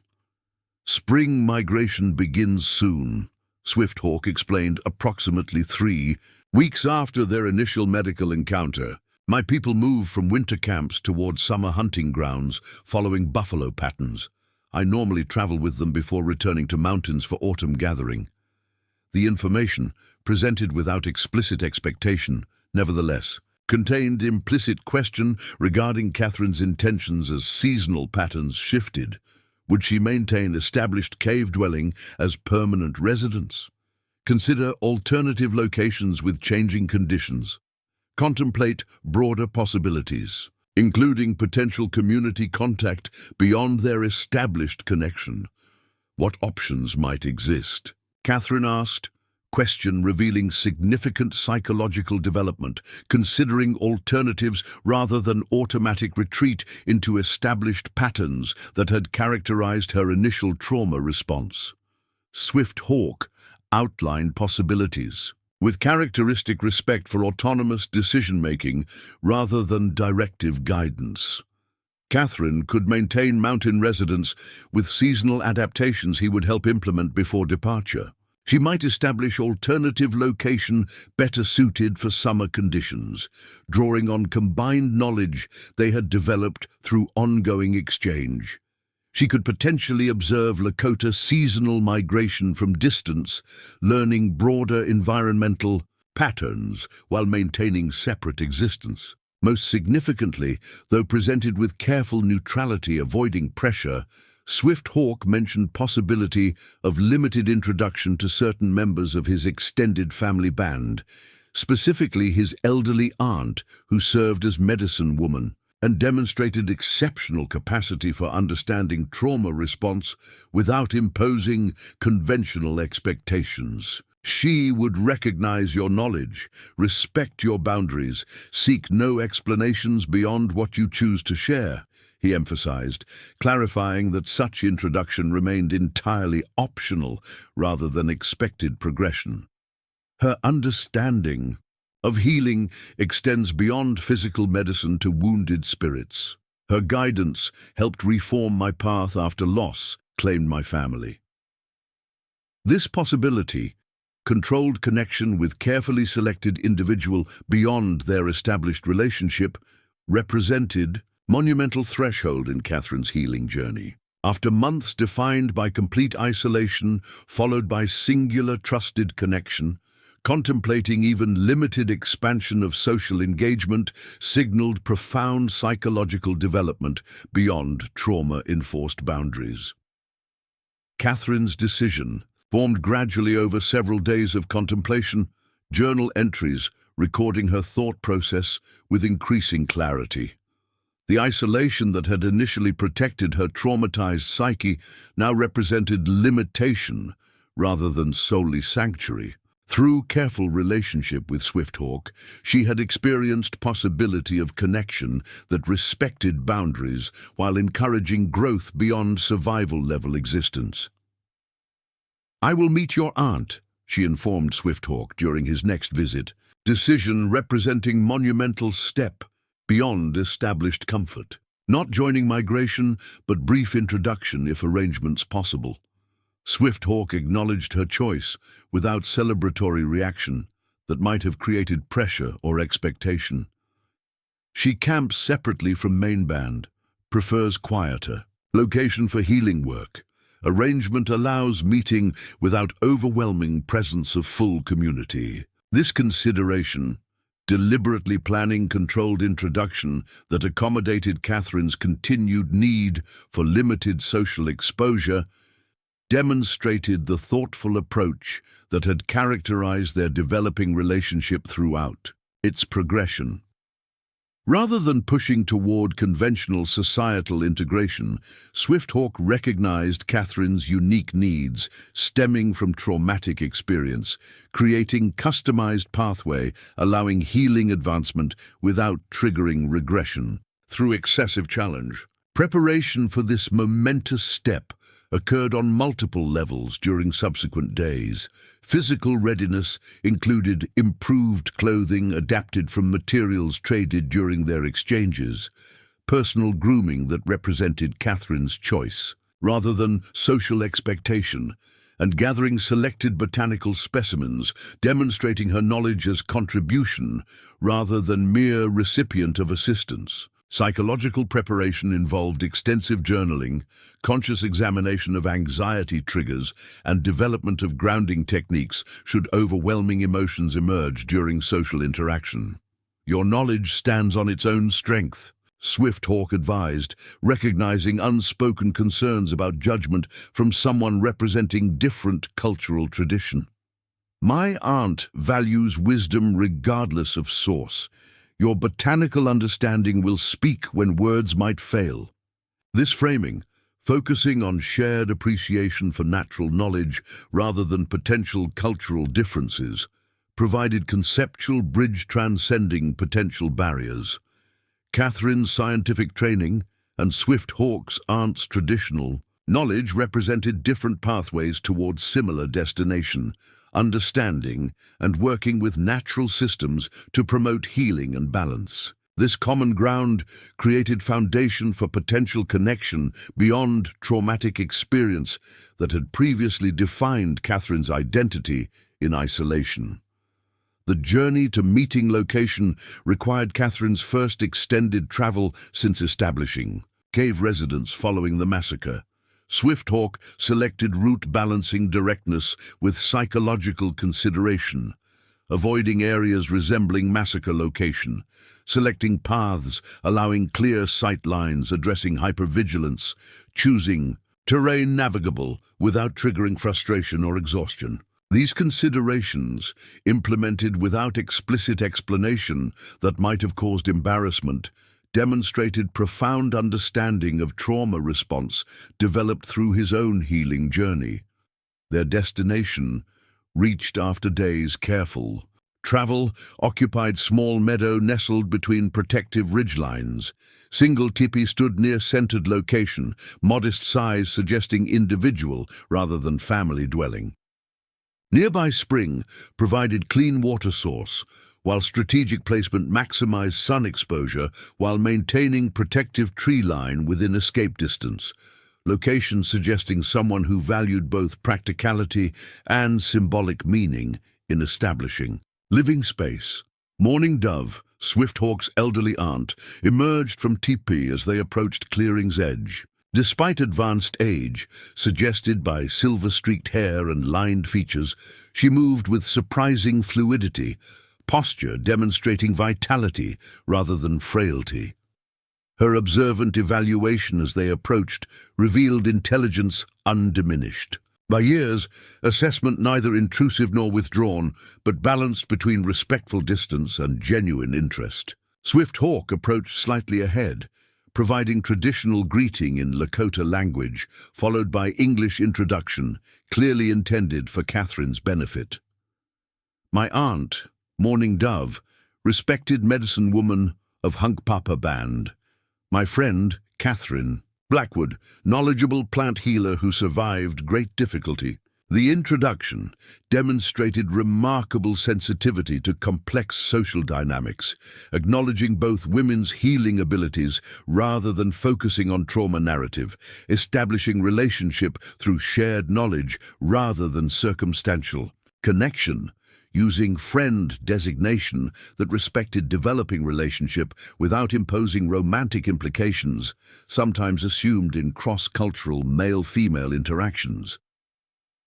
Mourning Dove's response combined traditional cultural greeting with practical directness that immediately established comfortable interaction framework. After brief ceremonial gesture acknowledging Catherine's presence, she indicated small fire outside tipi where kettle steamed with fragrant herbal preparation. Tea helps journey weariness. Plants speak common language when people's words may differ. This approach, focusing immediately on shared botanical knowledge rather than personal inquiry that might have triggered defensive withdrawal, created safe entry point for interaction without demanding emotional disclosure beyond. Catherine's readiness. The reference to plants as communication bridge demonstrated sophisticated understanding of how technical discussion could facilitate human connection, where direct personal engagement might prove overwhelming. The initial conversation centered exclusively on identifying aromatic herbs comprising the offered tea, botanical exchange, allowing Catherine to demonstrate knowledge while engaging with familiar subject matter that provided emotional stability during potentially overwhelming new social contact. Mourning Dove displayed genuine interest in Catherine's scientific categorization system while offering traditional understanding of each plant's properties and spiritual significance, creating multi-layered appreciation, transcending either individual knowledge framework. Your understanding combines observation with inherited wisdom. Mourning Dove noted after Catherine correctly identified subtle ingredient most Europeans overlooked in medicinal preparations. Eyes that see what is before them rather than only what teaching says should be there. This observation, delivered without condescension or romanticism, acknowledged Catherine's scientific training while recognizing her capacity for direct experience beyond academic limitation, validation addressing core identity beyond trauma survivor status that had dominated recent existence. The acknowledgement recognized Catherine as knowledgeable contributor rather than merely recipient of Assistance, establishing relationship foundation based on mutual respect rather than hierarchical helping dynamic. As afternoon progressed, conversation gradually expanded beyond purely botanical topics toward broader philosophical perspectives while maintaining careful boundaries around personal disclosure. Morning Dove shared traditional understanding of healing that encompassed physical, emotional, and spiritual dimensions without artificial separation characteristic of Western medicine. Catherine contributed scientific insights regarding physiological processes underlying observed healing responses. Their complementary perspectives created comprehensive understanding neither tradition could provide independently. Different paths, same mountain, Morning Dove observed, when particular discussion revealed parallel conclusions reached through entirely different methodological approaches. The metaphor perfectly captured emerging understanding between worldviews, often positioned as oppositional rather than potentially complementary. Western scientific empiricism and indigenous traditional knowledge representing alternative routes towards similar understanding rather than inherently conflicting epistemologies. Throughout interaction, Swifthawk maintained supportive presence without dominating conversation or mediating unnecessarily between women developing their own communication rhythm. His occasional contributions provided context or clarification when cultural references might have created confusion, but primarily he allowed relationship to develop directly rather than filtering through his established connections with each participant. This approach demonstrated remarkable sensitivity to power dynamics that might have undermined authentic engagement had he positioned himself as essential interpreter rather than facilitator. As evening approached, Morning Dove addressed practical considerations with characteristic directness that respected Catherine's autonomy while acknowledging reality of their situation. Darkness comes soon. Options exist for night. Return journey beginning now reaches halfway point before full dark. Camping here allows rest before morning travel. Separate sleeping spaces maintain comfortable distance while providing protection together. This presentation, outlining alternatives without presumptive recommendation, maintained consistent respect for Catherine's decision-making capacity despite potentially vulnerable circumstances. The approach acknowledged trauma history without explicitly referencing it, creating space for choice without burdening interaction with heavy psychological analysis that might have undermined developing connection. Staying tonight seems practical, Catherine decided after considering alternatives. The choice represented significant psychological threshold. First, voluntary overnight proximity to anyone beyond Swifthawk since Massacre, expansion of trusted circle beyond singular connection that had characterized recent months. Arrangements reflected continued sensitivity to trauma-informed needs without explicit acknowledgement that might have created self-consciousness. Morning Dove organized separate sleeping spaces, her own teepee, small shelter constructed for Catherine providing privacy while remaining within conversational distance, and Swifthawk's position maintaining protective perimeter without intrusive proximity to either woman. This configuration respected boundaries while creating community connection, transitional arrangement, bridging isolation and integration. Evening conversation around shared fire created further relationship development through storytelling tradition that conveyed personal history without demanding direct disclosure.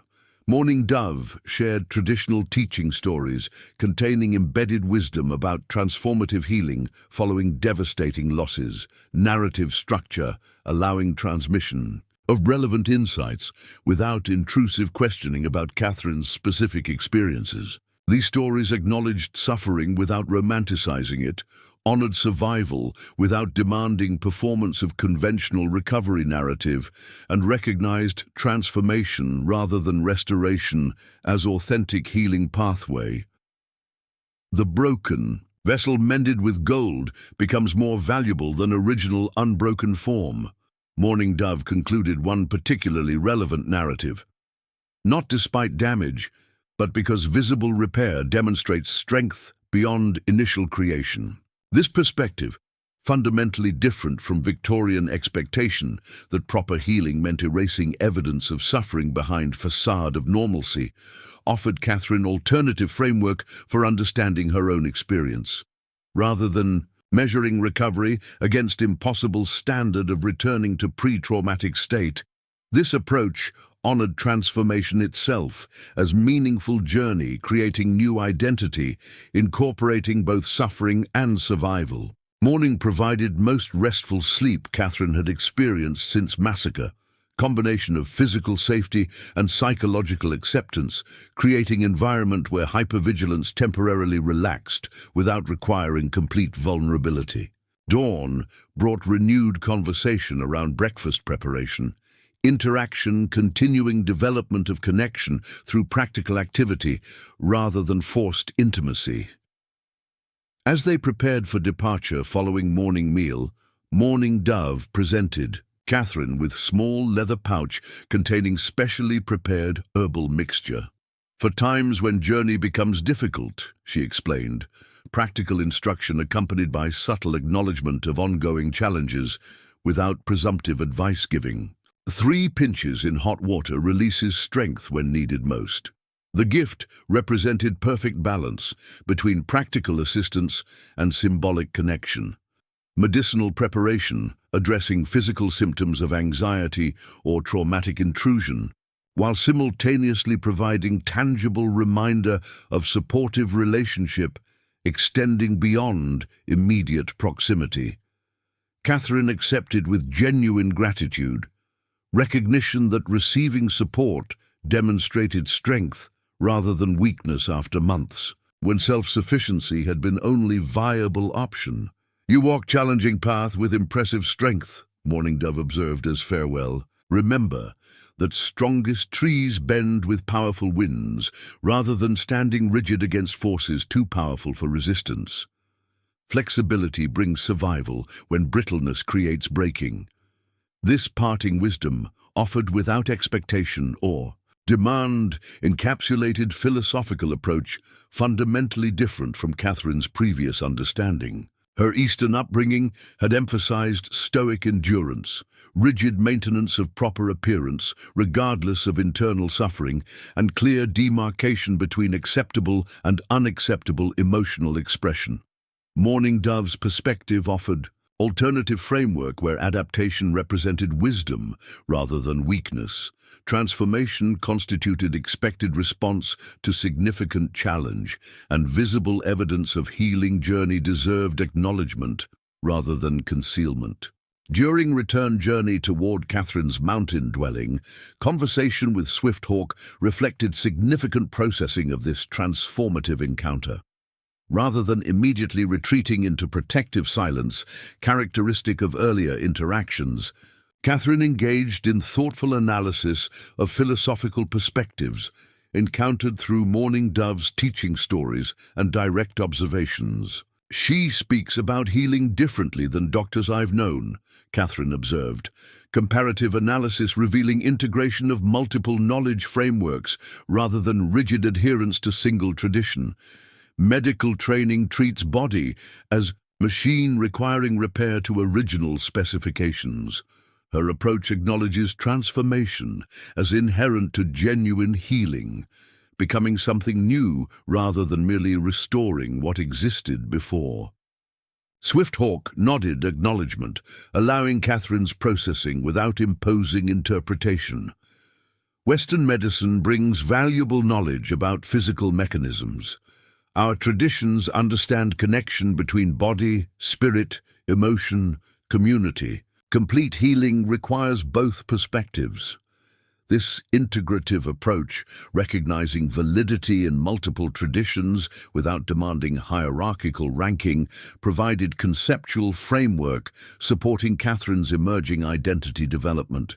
Rather than choosing between opposing worldviews, she could incorporate valuable elements from diverse perspectives into coherent personal understanding, transcending limitations of any single tradition. What happens when your people complete seasonal migration? Catherine asked, question addressing practical future planning that would have been unimaginable during winter isolation, focused exclusively on immediate survival.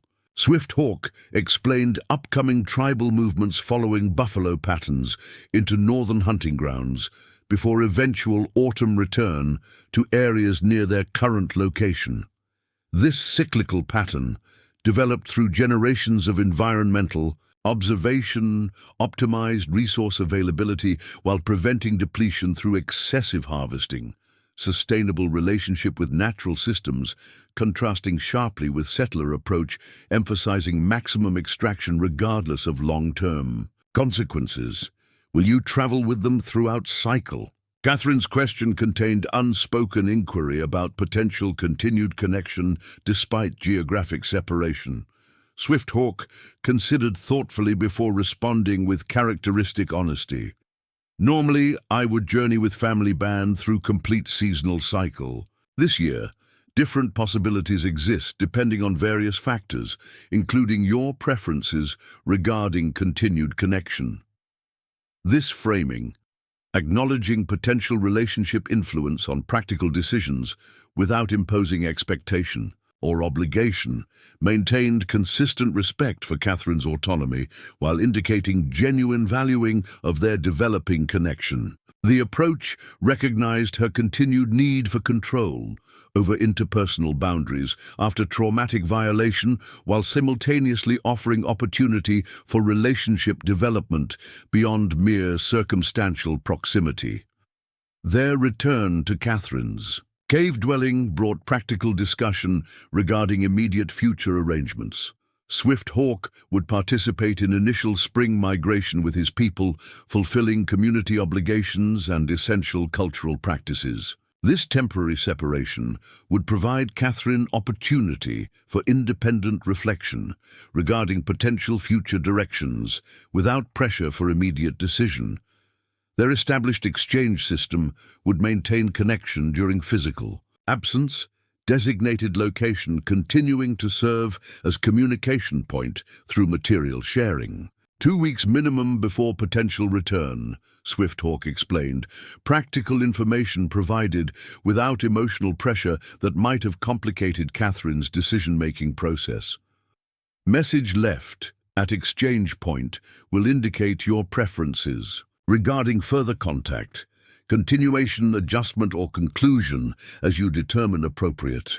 This arrangement perfectly balanced support with autonomy, maintaining connection possibility without imposing obligation, providing security through predictable communication without demanding specific outcome, establishing clear expectations, preventing misunderstanding without restricting future options. The approach demonstrated profound respect for Catherine's healing journey without abandoning responsibility for transparent relationship development. Swift Hawk's departure the following morning contained no dramatic farewell, their established pattern favoring practical acknowledgement over emotional performance that might have created artificial pressure. Simple confirmation of exchange location, agreement regarding communication method, and straightforward recognition of temporary separation maintained normalcy that supported Catherine's continued psychological stability despite significant transition in their developing relationship. Alone again in her cave dwelling, Catherine experienced significantly different emotional response than previous isolation periods. Rather than desperate survival focus or traumatic intrusion that had characterized earlier solitude, she found mental space for genuine reflection regarding future possibilities beyond immediate existence. Journal entries during this period demonstrated remarkable cognitive development, consideration of potential pathways, incorporating both past knowledge and recent experiences into coherent future direction. Mourning Dove's perspective regarding transformation rather than restoration provides framework for understanding my current situation. She wrote approximately 3 days following Swift Hawk's departure. A tempting return to precisely who I was before witnessing the massacre represents impossible standard guaranteeing perceived failure. Recognizing who I have become through this experience, strengths developed alongside wounds sustained, offers pathway toward meaningful existence, incorporating rather than denying traumatic reality. This philosophical breakthrough, shifting from restoration-focused healing model toward transformation-centered understanding, created conceptual foundation supporting Catherine's emerging identity development. Rather than measuring recovery against impossible pre-traumatic standard, this approach honored journey itself as meaningful process, creating new identity, incorporating both suffering and survival without requiring either element's erasure. Physical activities during Swifthawk's absence reflected this conceptual development through practical application. Catherine improved cave dwelling with techniques learned from both Swifthawk and Mourning Dove, combining scientific understanding of ventilation principles with traditional knowledge regarding optimal spatial arrangement. Food gathering expanded beyond mere survival necessity toward nutritional balance, incorporating medicinal properties. Botanical collection resumed scientific documentation, abandoned during traumatic period. Journal entries demonstrating integration of traditional knowledge with academic categorization. Most significantly, Catherine began tentative exploration beyond established territorial boundaries, gradually expanding known geography while maintaining secure retreat position rather than fearfully restricting movement to absolutely familiar locations. This careful expansion represented physical manifestation of psychological development occurring simultaneously, cautious growth beyond trauma, established limitations without reckless abandonment of protective boundaries developed through painful experience. Approximately 10 days following Swifthawk's departure, Catherine reached decision regarding future direction following extensive self-reflection documented through increasingly coherent journal entries. Rather than choosing between seemingly oppositional alternatives, complete return to white society versus full adoption of native lifestyle, she determined pathway incorporating elements from both traditions while maintaining essential autonomy established through survival journey. The message left at designated exchange location contained both practical information and profound personal declaration. I remain at mountain dwelling through summer season. Welcome your return when migration patterns permit. Propose developing combined knowledge system documenting medicinal plants through both traditional understanding and scientific classification. Two perspectives create more complete picture than either tradition alone provides. This communication represented remarkable integration of multiple identity elements previously fragmented through traumatic experience.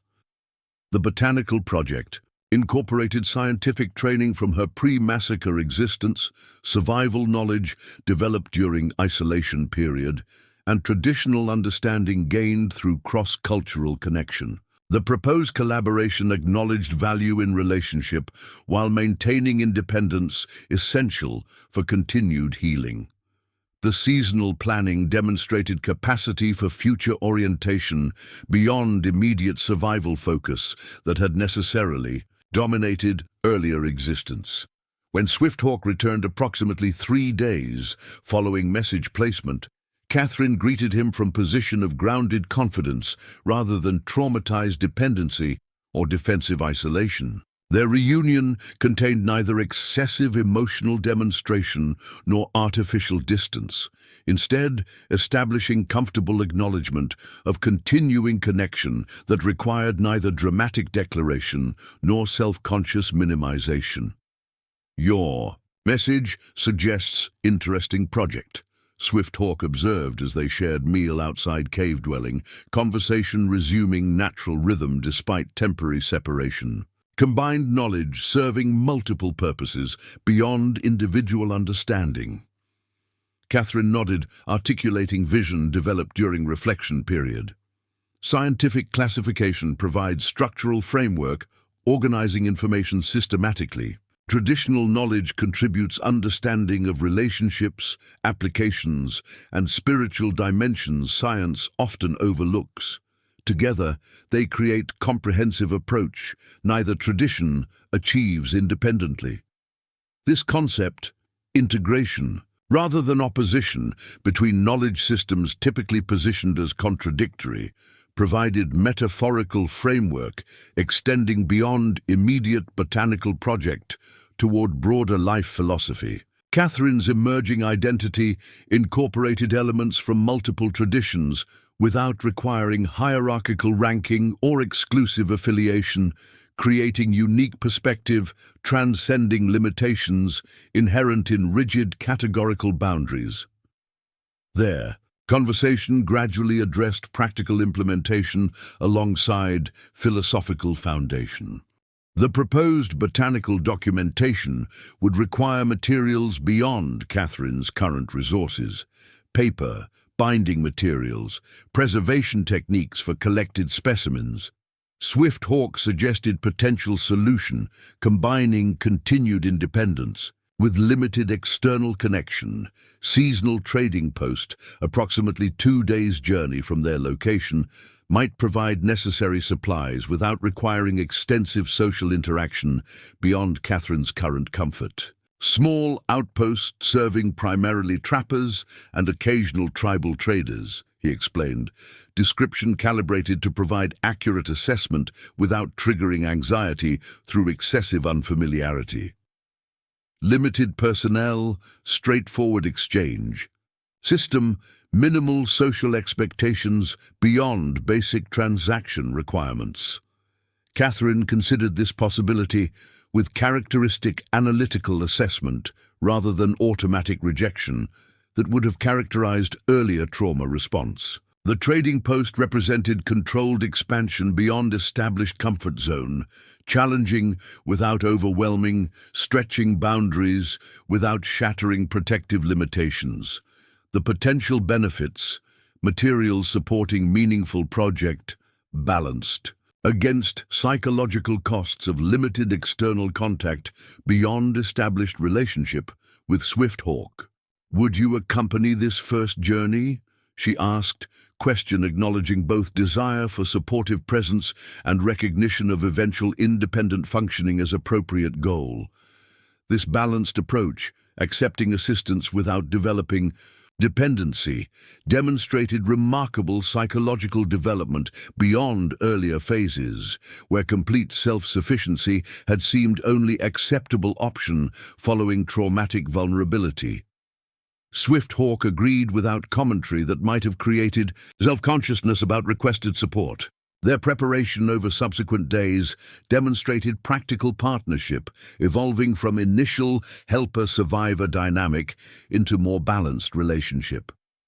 Catherine contributed botanical knowledge, determining specific supplies required for comprehensive documentation. Swift Hawk provided geographic information and cultural context regarding trading post operations and expectations. Their collaborative planning incorporated perspectives from both traditions, without prioritizing either approach as inherently superior. As departure date approached, Catherine experienced natural anxiety regarding expanded social contact beyond her established comfort zone. Rather than suppressing this response through denial or surrendering to limitation through avoidance, she implemented integrated coping strategy combining scientific understanding of physiological anxiety responses with traditional practices, shared by Morning Dove during their meeting. Preparation for challenging journey requires addressing both practical and emotional components, she recorded in journal entry demonstrating remarkable self-awareness. Physical supplies, mental rehearsal, and spiritual centering each contribute essential elements supporting successful navigation through anxiety-producing circumstances. Integration of multiple approaches provides more comprehensive support than singular method, regardless of traditional origin. This holistic perspective, addressing challenge through complementary rather than competing methodologies, represented significant philosophical development beyond rigid categorical thinking. Characteristic of Catherine's pre-traumatic worldview, her emerging approach recognized validity in diverse traditions without demanding exclusive affiliation or hierarchical ranking, instead evaluating each perspective based on practical effectiveness and meaningful contribution toward genuine healing. The morning of their planned departure dawned clear and mild, weather conditions symbolically reinforcing Catherine's cautious optimism regarding this significant step beyond established patterns. Standing outside her cave dwelling, surveying landscape that had transitioned from prison to sanctuary through months of transformative experience, she experienced a moment of profound clarity regarding journey extending far beyond immediate trading. Post-expedition. The mountain remains unchanged, yet appears entirely different through transformed vision, she observed quietly. Perhaps healing involves seeing differently rather than becoming someone else entirely. Swift Hawk nodded understanding, recognition passing between them, requiring no elaborate explanation. Together they began descent toward broader world. Catherine carrying knowledge forged through suffering alongside strength developed through survival, transformation rather than mere restoration, creating foundation for meaningful existence beyond trauma's devastating impact.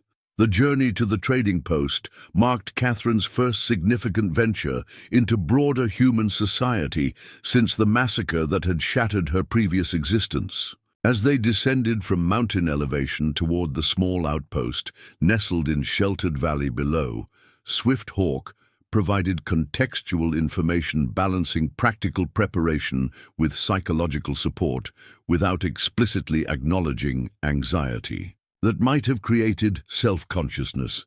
Primarily supply exchange location rather than settlement, he explained.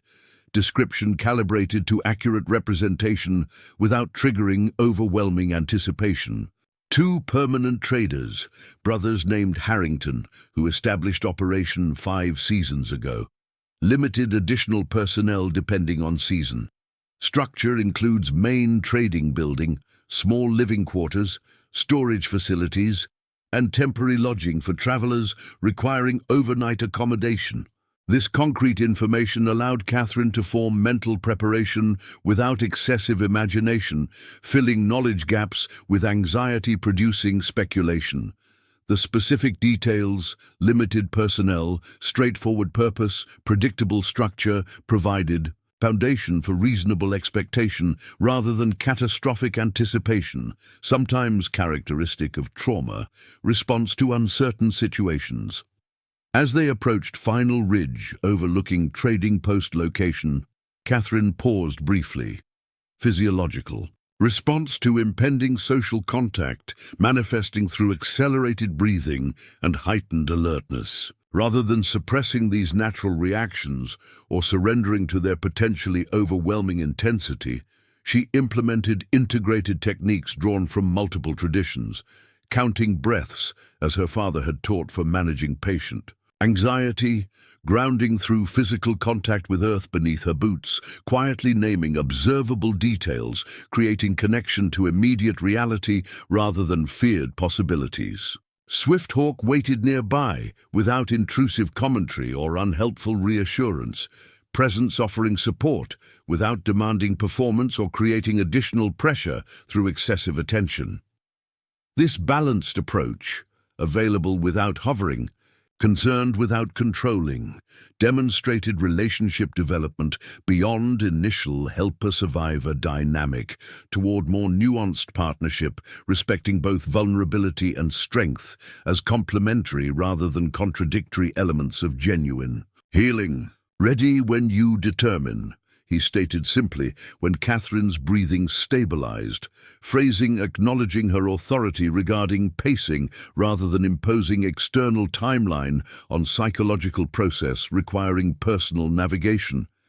This consistent Respect for autonomy within challenging circumstances reinforced Catherine's developing agency rather than undermining confidence through well-intentioned but potentially infantilizing protection. Their descent toward trading post proceeded at measured pace, allowing adjustment rather than abrupt confrontation with unfamiliar environment.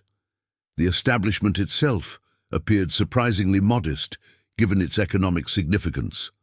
Main building, constructed from rough-hewn logs with wooden shingle roof, several outbuildings arranged in functional pattern, small garden plot suggesting practical self-sufficiency, and open area apparently serving as gathering space during busier trading periods. Current activity appeared minimal. 2 horses hitched outside main building, suggesting limited visitors beyond permanent personnel. Quieter period between seasonal trading cycles, Swifthawk observed, timing deliberately selected for Catherine's initial reintroduction to social environment. Busier patterns follow hunting seasons and migration movements. This consideration, scheduling challenging experience during naturally occurring lull rather than peak activity period, demonstrated thoughtful planning addressing psychological readiness without artificial arrangement that might have created awkwardness through special treatment. The approach respected Catherine's capability while acknowledging reasonable accommodation appropriate for initial expansion beyond established comfort zone. Upon entering trading post building, Catherine experienced momentary sensory disorientation.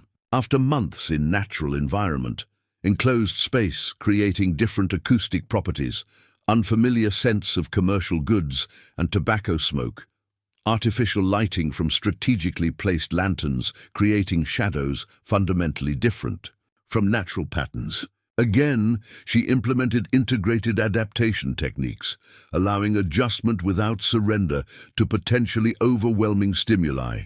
The interior appeared organized according to practical efficiency rather than aesthetic consideration.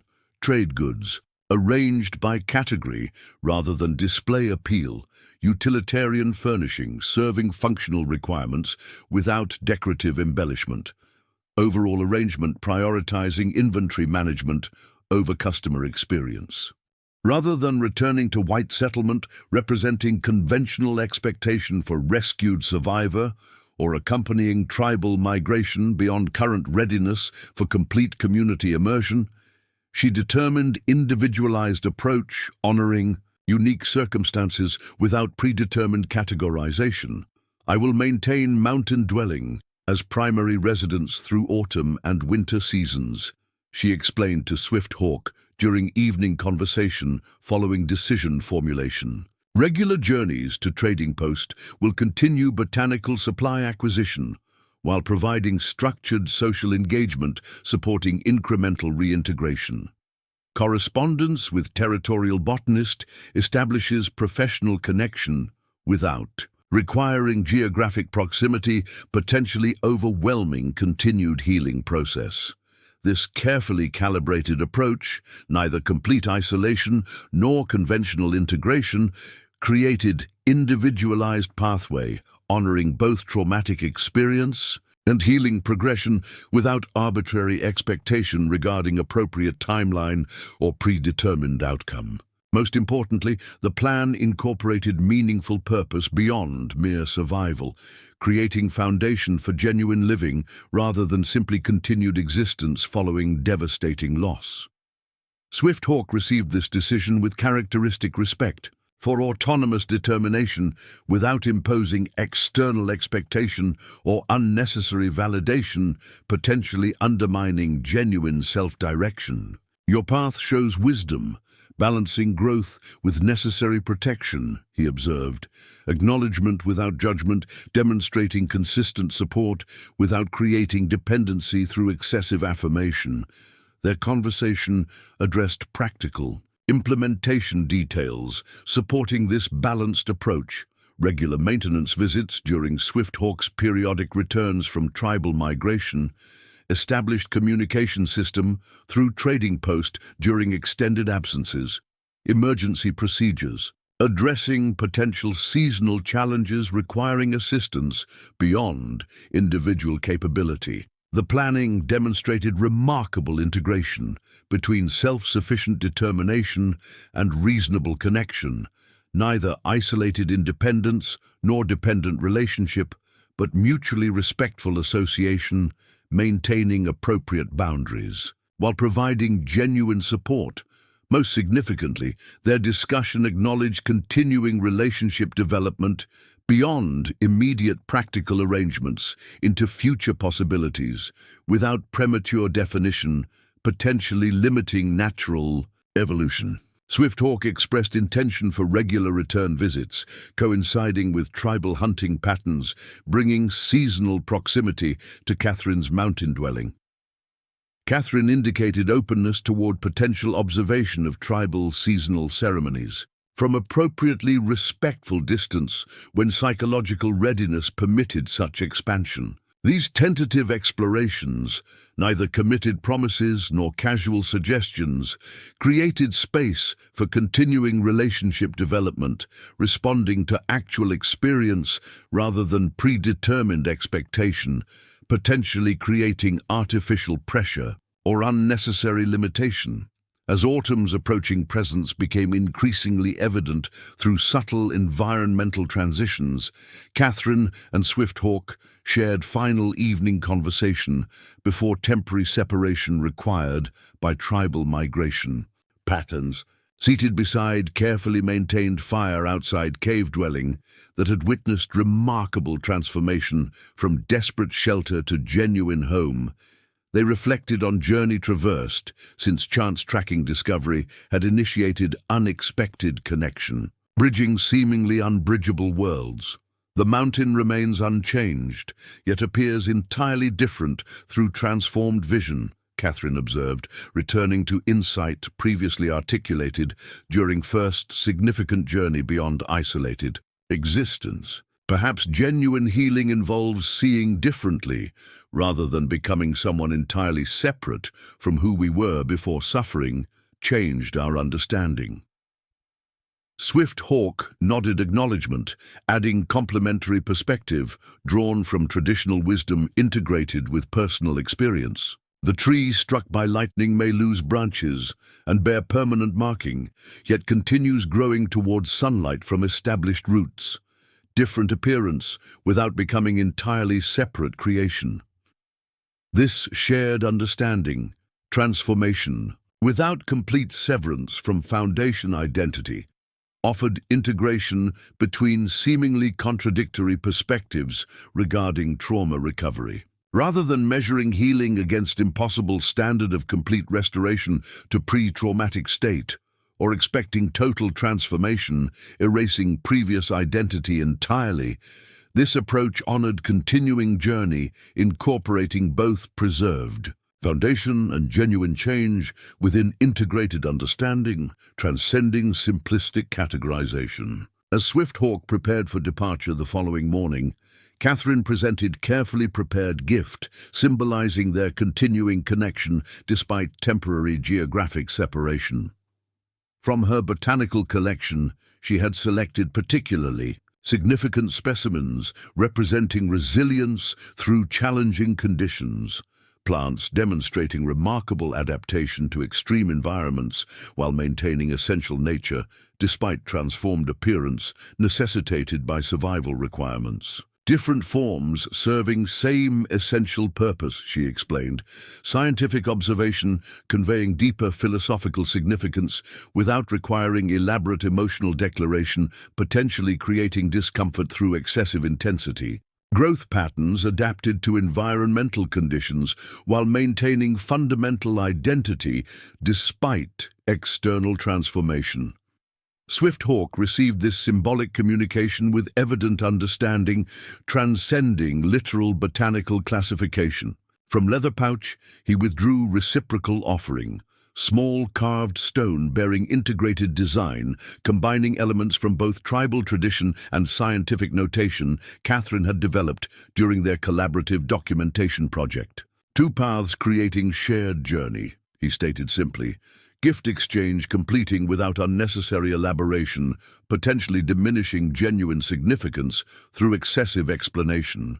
Their parting occurred without dramatic demonstration or artificial performance, practical arrangement confirmations regarding future communication and eventual reunion, providing structure without overshadowing genuine connection, requiring no theatrical display for validation. As Swifthawk departed along established trail, leading eventually toward tribal gathering location, Catherine remained outside cave dwelling watching until his figure disappeared beyond distant ridgeline. Standing alone yet fundamentally connected, in ways impossible to articulate through conventional relationship categorization, Catherine experienced profound recognition regarding journey extending far beyond geographic movement or temporal progression. The devastating violence that had shattered her previous existence, stripping away every external certainty and severing connection to established identity, had paradoxically created foundation for understanding transcending limitations inherent in single cultural perspective, through unspeakable suffering, followed by unexpected connection bridging seemingly separate worlds.